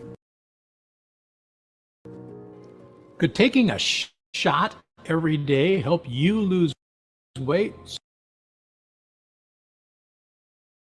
Knowledge that he would accept the election results if he lost. He didn't say that once before the November elections. He said it on several occasions. Talked about a rigged election, talked about a fraudulent election, talked about the election being taken away from us, the victory, with no evidence of voter fraud. One of the key provisions of our Constitution, of our democracy, is the peaceful transition of power. Donald Trump called that into question prior to the November 3rd elections. Then came the November 3rd elections. And shortly thereafter, Joe Biden was declared to be the winner. Why? Because he had the most votes, most populist votes, over 7 million. But he was declared the winner because of electoral votes, 306 to 232. By the way, the same electoral margin that Donald Trump won 4 years earlier, in which Donald Trump called a landslide. But then came the legal challenges by President Trump. He didn't accept the electoral vote or the declared elections. And he has his right to contest the elections in the court, asking for recounts or asking for challenges. But in every one of those cases, he could not establish widespread fraud that would have changed the results in any one of the states, let alone enough electoral vote changes to change the outcome of the election. But did he stop after he was denied relief in all of those legal challenges? The answer is no. He further contested by trying to inappropriately interfere with state election officials and state public officials, urging them to take action to change the certificated results. Now, we have many examples that during this period of time he was talking about a fraudulent election, a stolen election, all the different things about raising questions as to the legitimacy of the voices of the people of this nation. We have so many examples of his interference, but we actually have the tape of his conversation with the Georgia Secretary of State that we all heard, and heard how the president tried to intimidate and threaten the Secretary of State of Georgia in order to change the certified election results from the votes of the people of Georgia. Clear examples of how President Trump violated his oath of office to protect and defend the Constitution of the United States. But that wasn't the end of it. He went to his Department of Justice, believing the Department of Justice is his Department of Justice, not the Department of Justice of the United States of America. Now, let's remember that the Department of Justice had found no widespread corruption. In fact, they had determined this is one of the freest elections, one of the least problem elections that we've had. It didn't stop President Trump from trying to intimidate and order his Department of Justice to conduct an additional investigation to find fraud, to overturn the will of the people, once again violating his oath to protect and defend the Constitution of the United States. He continued to do this contrary to his constitutional obligations. Corrupt election, stop the steal, rigged elections, tremendous fraud, all words that he used after the November 3rd election. He knew what he was saying was a lie. He knew there was no widespread fraud, but he continued to use the office of the presidency and his voice to promote the big lie. And he knew his followers would believe it. He knew he could convince his loyal followers to believe that this was a rigged election, a stolen election. Again, compromising our democracy where the will of the people determine who our leaders are. And he knew his followers would be motivated to action because he knew he can motivate his followers. He put himself before the nation, before his responsibilities as President of the United States. He put his own self-interest above his responsibilities under the Constitution of the United States and to the people of this nation. And then he summoned his loyal following to Washington on January 6th. He knew they would come. He knew dangerous people were in the group. He knew the Proud Boys were there, which he had directly said, stand back and stand by. He knew that they were ready for violent action. And then he incited the mob to action on January 6th. We know the words that he used. We saw the videos. It's part of the record of the impeachment trial. We will never surrender. We will never concede. We will stop the stolen election. All words that he had been using during the entire 2020 election cycle, particularly when he thought he was going to lose.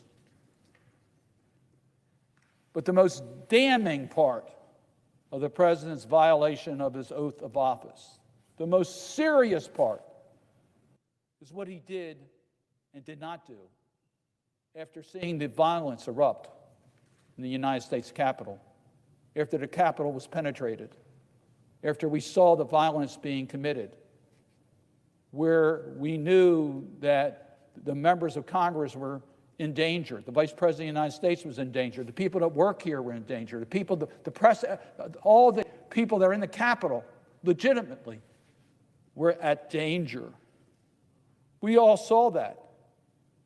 And the President of the United States knew of that. And he did nothing to stop the violence. He could have called off his loyalist and told them to get out of the Capitol. He didn't do that. He could have sent in the National Guard in order to protect us. He didn't do that. And he never condemned the participants in this mob in penetrating the Capitol for what they did.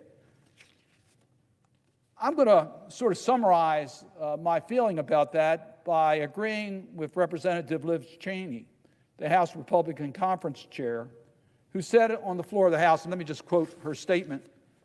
The President of the United States summoned this mob, assembled this mob, and lit the flame of this attack.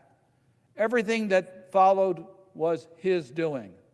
None of this would have happened without the President. The President could have immediately and forcefully intervened to stop the violence.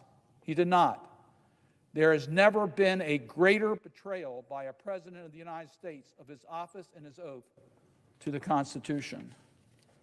I agree with that. President Trump violated his oath of office to protect and defend the Constitution of the United States. He violated that. But let's take a look at what he did do after knowing the violence that occurred. His tweet of 2:24 p.m. Now, this is after the Vice President had been removed from presiding in the chamber, after he knew the violence that was taking place in the Capitol of the United States. He was aware of all that. He knew that we had shut down the operations of the House and the Senate, that there was violence taking place within the Capitol, and that his vice president was the target of that attack. And when he tweeted at 2:24 p.m., Mike Pence, I'm quoting the president, Mike Pence didn't have the courage to do what he should have been done to protect our country, inflaming the group even more to violence after he knew that it was a violent circumstance. He had known violence had taken place, and we heard, put into the record of the impeachment trial today, Congresswoman Butler's report of Majority Leader McCarthy's conversation, which again is during this period of time. Here we are. The Republican leader in the House of Representatives gets the president on the phone. He says, Mr. President, we're being attacked. My office is being broken into. We need help. Send the guard. Take care of us. And then President Trump said something like, well, it's not my supporters, it's some left-wing group. And Leader McCarthy said, no, Mr. President, these are your supporters who are doing this. And what did the leaders say? What did the president say? I guess, Kevin, these people are more upset about the election than you are. Here we have the members of Congress in harm's way, and the president is talking about the support for those who are causing the violence, putting his own interest above the safety of the people that he has sworn to protect as our commander-in-chief. And then at the end of the day, about 6 o'clock, he sends out a tweet that really sums up his feelings about what these people were doing. Now, these are people that came into the Capitol, they killed people, they hurt people, they stole property, they damaged property, they invaded the Capitol of the United States, they hurt law enforcement officers, they hurt all of us, they hurt our democracy. So how does the president sum up the day? His tweet? These are the things that happen when a sacred landslide victory is so unceremoniously and viciously stripped away from great patriots who have been badly and unfairly treated for so long. Go home with love and in peace. Remember this day forever. Repeating the big lie, saying the day was a day of celebration when it was one of the most bleak days, dark days in the history of our nation. That's what President Trump did, rather than bringing in the National Guard, rather than telling his people to go home, rather than being concerned about the safety of the Vice President or the members of Congress, as the President of the United States should have been doing. He violated his oath of office over and over and over again, pattern of practice that we have seen for so long. It clearly establishes that he incited an insurrection against our country, that the facts included as basis for the articles of impeachment brought to us by the House of Representatives has been proven. The purpose of impeachment is not just the accountability for the president, but also to protect our Constitution, to make sure this conduct never happens again. No one is above the law, including the President of the United States. Everyone who was responsible for an insurrection that occurred on January 6th should be held accountable, from those who broke into the Capitol and caused the harm and damage to the President of the United States who incited the violence. That's why I voted to convict President Trump of the articles of impeachment for inciting an insurrection, and that's why I would have voted to disqualify him from ever holding an office of trust again. With that, Mr.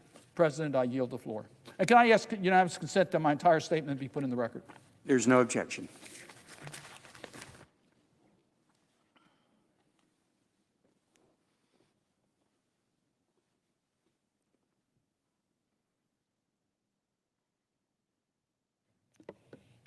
Mr. President. The senator from Maine. Thank you, Mr. President. Mr. President, the hallmark of our American democracy is the peaceful transfer of power after the voters choose their leaders. In America, we accept election results even if our candidate does not prevail. If a candidate believes that there is fraud, the courts can hear and decide those issues. Otherwise, the authority to govern is vested in the duly elected officials. Mr. President, on January 6th, this Congress gathered in the Capitol to count the votes of the Electoral College pursuant to the process set forth in the 12th Amendment to the Constitution. At the same time, a mob stormed the Capitol, determined to stop Congress from carrying out our constitutional duty. Mr. President, that attack was not a spontaneous outbreak of violence. Rather, it was the culmination of a steady stream of provocations by President Trump that were aimed at overturning the results of the presidential election. The president's unprecedented efforts to discredit the election results did not begin on January 6th. Rather, he planted the seeds of doubt many weeks before votes were cast on November 3rd. He repeatedly told his supporters that only a rigged election could cause him to lose. Thus began President Trump's crusade to undermine public confidence in the presidential election unless he won. Early on the morning of November 4th, as the ballots continued to be counted, President Trump claimed victory and asserted that Democrats were trying to steal the election. On November 8th, the day after several media outlets had declared Joe Biden the apparent winner based on state-by-state results, President Trump tweeted, "This was a stolen election." With that, Mr. President, his post-election campaign to change the outcome began. Over the ensuing days and months, the president distorted the results of the election, continuing to claim, while court after court threw out his lawsuits and states continued to certify their results. President Trump's falsehoods convinced a large number of Americans that he had won and that they were being cheated. The president also embarked on an incredible effort to pressure state election officials to change the results in their states. The most egregious example occurred on January 2nd. In an extraordinary phone call, President Trump could be heard alternating between lobbying, cajoling, intimidating, and threatening the election officials in Georgia. "I just want to find 11,780 votes," he stated, seeking the exact number of votes needed to change the outcome in that state. Despite the president's pleas and threats, the Georgian officials refused to yield to the presidential pressure, as did state officials in other states. In December, President Trump's post-election campaign became focused on January 6th, the day that Congress was scheduled to count the Electoral College votes. Although this counting is a ceremonial and administrative act, it is nevertheless the constitutionally mandated final step in the Electoral College, in the electoral process, and it must occur before a new president can be inaugurated. On December 19th, President Trump tweeted to his supporters, "Big protest in DC on January 6th. Be there, will be wild."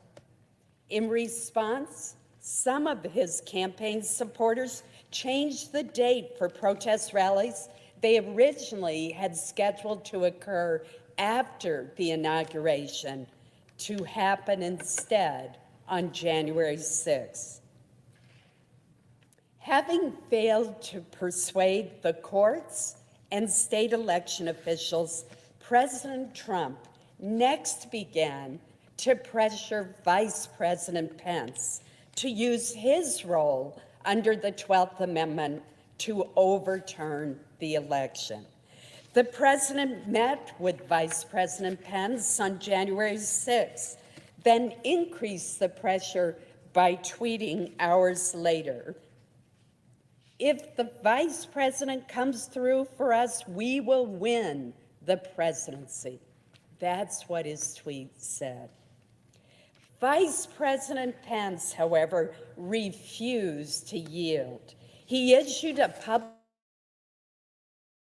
letter on January 6th, making clear that his oath to support and defend the Constitution would prevent him from unilaterally deciding which electoral votes should be counted and which should not. During his speech at the Ellipse on January 6th, President Trump kept up that drumbeat of pressure on Vice President Pence. In front of a large, agitated crowd, he urged the vice president to stand up for the good of our Constitution.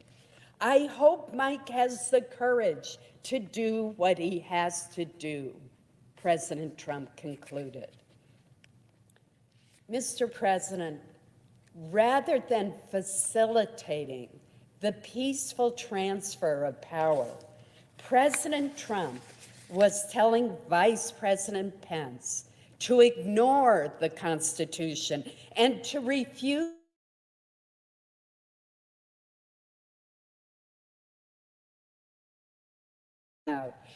directing them to march to the Capitol. In this situation, context was everything. Tossing a lit match into a pile of dry leaves is very different from tossing it into a pool of water. And on January 6th, the atmosphere among the crowd outside the White House was highly combustible, largely the result of an ill wind blowing from Washington for the past 2 months. President Trump had stoked discontent with a steady barrage of false claims that the election had been stolen from him.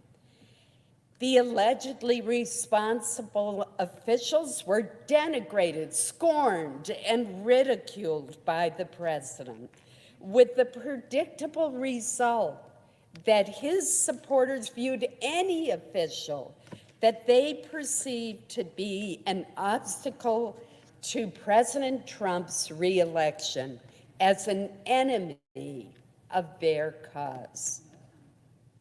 That set the stage for the storming of the Capitol for the first time in more than 200 years. Nearly 30 minutes after the Capitol first came under attack, members of Congress, law enforcement, and everyone else here in the Capitol waited in vain for the president to unequivocally condemn the violence and tell his misguided supporters to leave the Capitol. Rather than demand an end to the violence, President Trump expressed his frustration once again that the vice president had not stopped the vote certification as he had urged. Shortly after the vice president was whisked away from this very chamber to avoid the menacing mob chanting, "Hang Mike Pence," President Trump tweeted, Mike Pence didn't have the courage to do what should have been done. Instead of preventing a dangerous situation, President Trump created one. And rather than defend the constitutional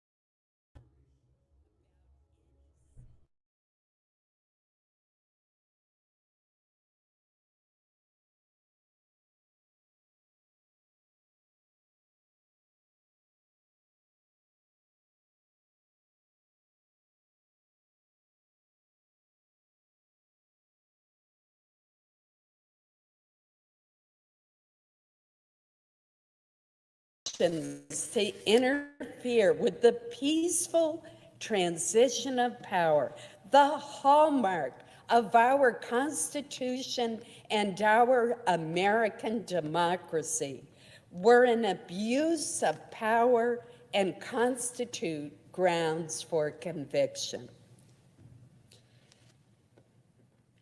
Two arguments have been made against conviction that deserve comment.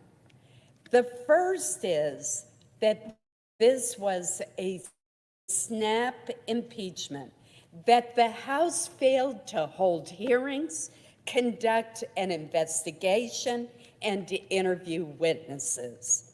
And that is true. Without a doubt, the House should have been more thorough. It should have compiled a more complete record. Nevertheless, the record is clear that the president, President Trump, abused his power, violated his oath to uphold the Constitution, and tried almost every means in his power to prevent the peaceful transfer of authority to the newly elected president.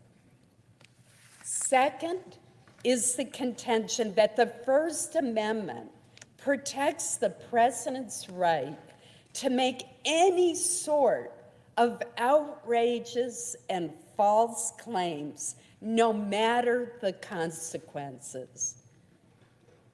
But, Madam President, the First Amendment was not designed and has never been construed by any court to bar the impeachment and conviction of an official who violates his oath of office by summoning and inciting a mob to threaten other officials in the discharge of their constitutional obligations. My vote in this trial stems from my own oath and duty to defend the Constitution of the United States. The abuse of power and betrayal of his oath by President Trump meet the constitutional standard of high crimes and misdemeanors. And for those reasons, I voted to convict Donald J. Trump. Thank you, Madam President. I yield the floor. Madam President, I suggest the absence of a quorum. The clerk will call the roll. Ms. Baldwin.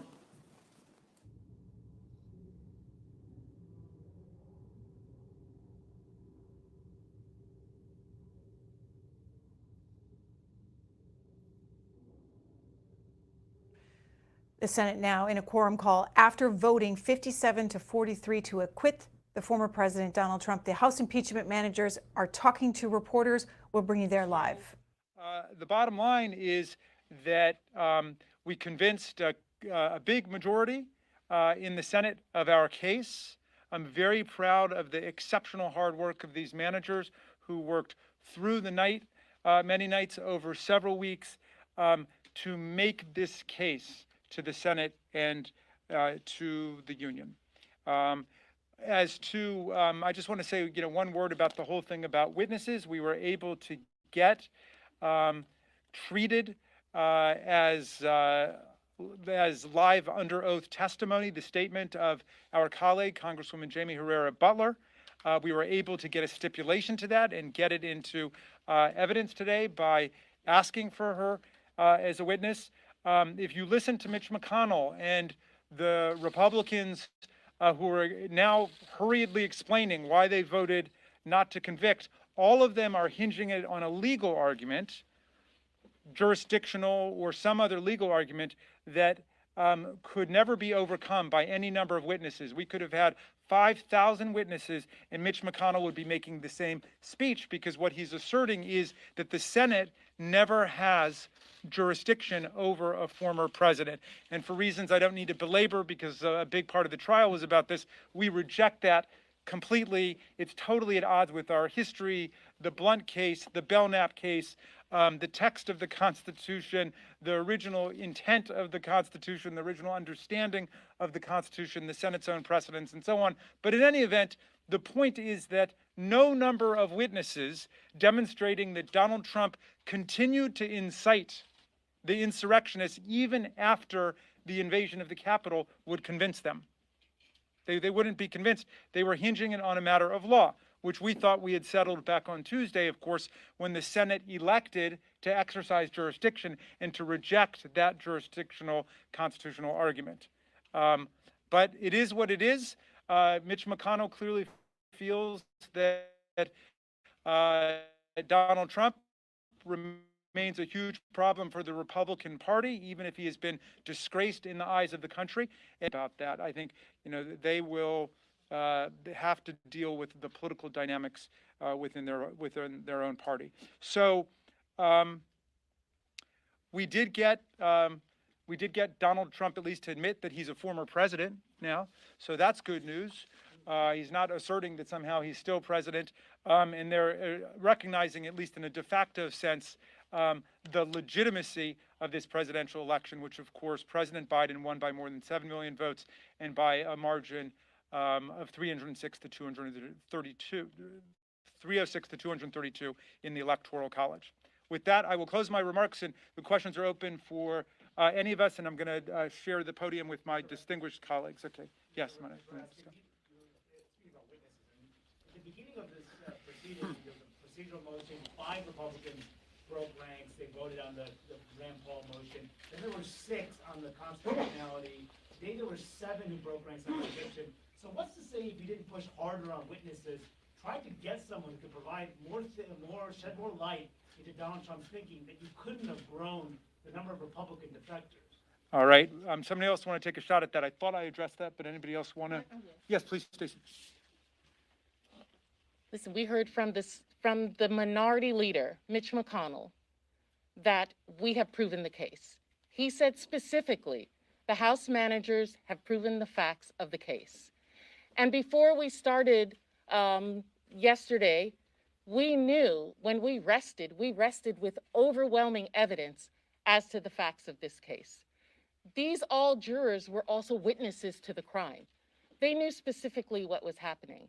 And then there was, we found additional information about Herrera Butler, which we, on yesterday evening, we decided that we were going to go after. And we got it. We got that information to further amplify what we had already proven there in court. There is no other additional witnesses that were friendly to us that were not there on the screen. The body cameras of the Capitol police officers, how much more resonance would that have given to them than the actual seeing the day of the insurrection? Individuals that others of us would have liked to have called, like the president, who we invited, is in fact the defendant and does not have to testify. Other individuals who may have been there with the president were not friendly witnesses to us and would have required subpoenas and months of litigation. They are still litigating McGahn in impeachment 1 a year later. And so we believe that we have shown that this president is a disgrace to our country. Mitch McConnell himself said that. These senators have decided to hang their hat on jurisdictional grounds which are not based in evidence, which are not based on the facts, and they will have to be judged for that. We have done our duty to the American people. Do you consider Kevin McCarthy at all as a possible witness? Let me introduce Speaker Pelosi, and I'll come to you next. Thank you. It had not been my intention to come to this press availability, however tempting it would be to sing the praises of our House managers on behalf not only of the House of Representatives, on behalf of the American people, and I have to say personally on behalf of my grandchildren, who drew great hope and inspiration from each and every one of you. We could not be prouder of your patriotic presentations, the clarity in which you presented, and again, the inspiration that you have been to so many people. So I thank you for that. When I see all of them, it reminds me that when we recruit candidates to run for office, or we see them self-recruiting, we always say, and they'll say, well, I could be the president of my university, or I could be the head of my hospital department, or this or that. And so I have to think about whether I run for Congress. We always say, we don't want anybody without options. That's why we're looking to you to run, because you have options. That shouldn't be a reason for you not to run. But what we saw in that Senate today was a cowardly group of Republicans who apparently have no options because they were afraid to defend their job, respect the institution in which they served. Imagine that it would be vandalized in so many bad ways that I won't even go into here, and that they would not respect their institute. That the president of the Senate, Mike Pence, hang Mike Pence, was the chant, and they just dismissed that. Why? Because maybe they can't get another job. What is so important about any one of us? What is so important about the political survival of any one of us that is more important than our Constitution that we take an oath to protect and defend? But why I came over was because I listened to Mitch McConnell. Of House managers were gathered on January 15th to deliver the articles of impeachment. We're told it could not be received because Mitch McConnell had shut down the Senate and was going to keep it shut down until the inauguration. So for him to get up there and make this indictment against the president and then say, but I can't vote for it because it's after the fact. Because we will win the presidency. That's what his tweet said. Vice President. Completely, it's totally at odds with our history, the blunt case. And they'll say, well, I could be the president of my university, or I could be the head of my hospital a day under 2 weeks. So the big lie, stop the steal, the big lie that you talked about, stop the steal, was the momentum for getting these people there on the 6th. They honestly believe, for whatever reason, maybe too much social media, whatever, media, that movie, so why they were thinking that that was true, that the election was not anticipated right away. Jamie Raskin, Ted Lieu, and David Cicilline, they had it all written up and ready to go, bipartisanly, pass the House, and then 2 days later, ready with the case to take to the Senate. Oh, we can't receive it. Not a question, and then by the law, you're supposed to receive it and the next day start the trial. So for Mitch McConnell,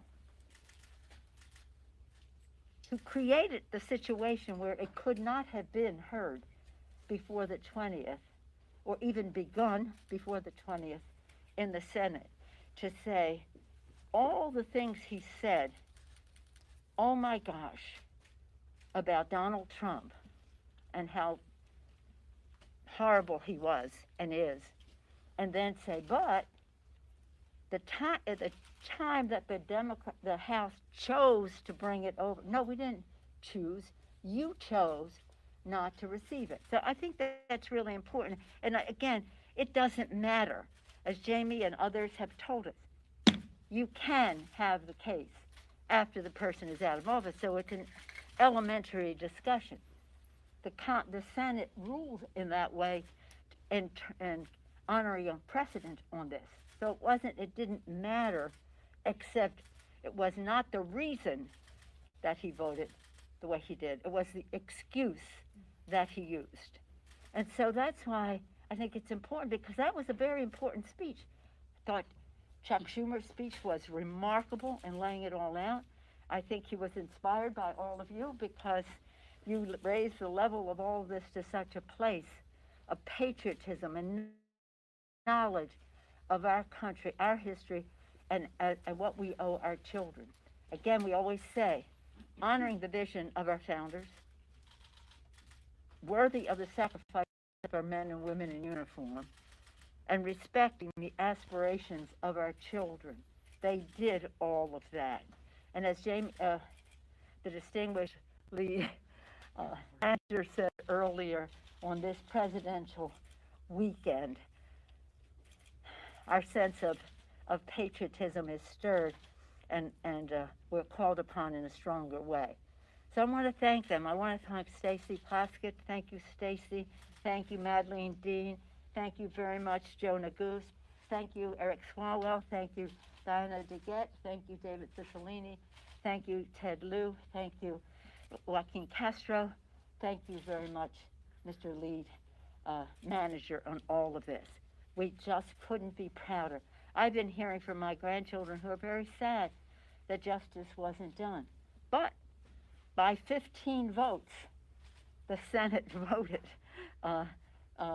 to convict, a good bipartisan statement about what has happened. It would not have been accomplished without your brilliant presentation. So I thank you for that, and I yield the floor back to all of you as I leave.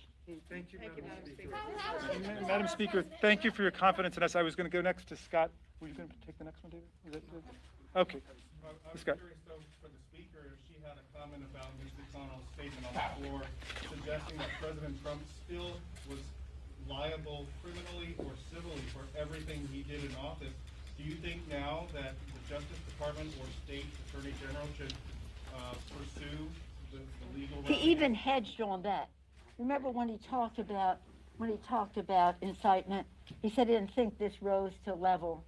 Oh, and so he was hedging all over the place. I don't know whether it was for donors or what, but whatever it was a very disingenuous speech. And I say that regretfully, because I always want to be able to work with the leadership of the other party. I think our country needs a strong Republican Party. It's very important, and for him to try to have it every which way. But we will be going forward to make sure that this never happens again, in terms of to investigate and evaluate what caused this, and both in terms of the motivation, but also in terms of the security that we have to have as we go forward, recognizing how inflaming even some of our elected officials can be. But I defer to all these distinguished lawyers about what happened. All right, let's see. So, As you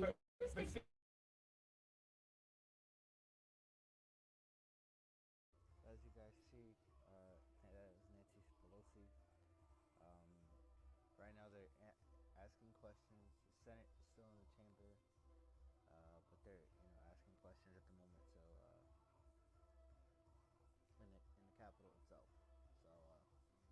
take you guys in there, and then you can listen into there. All right?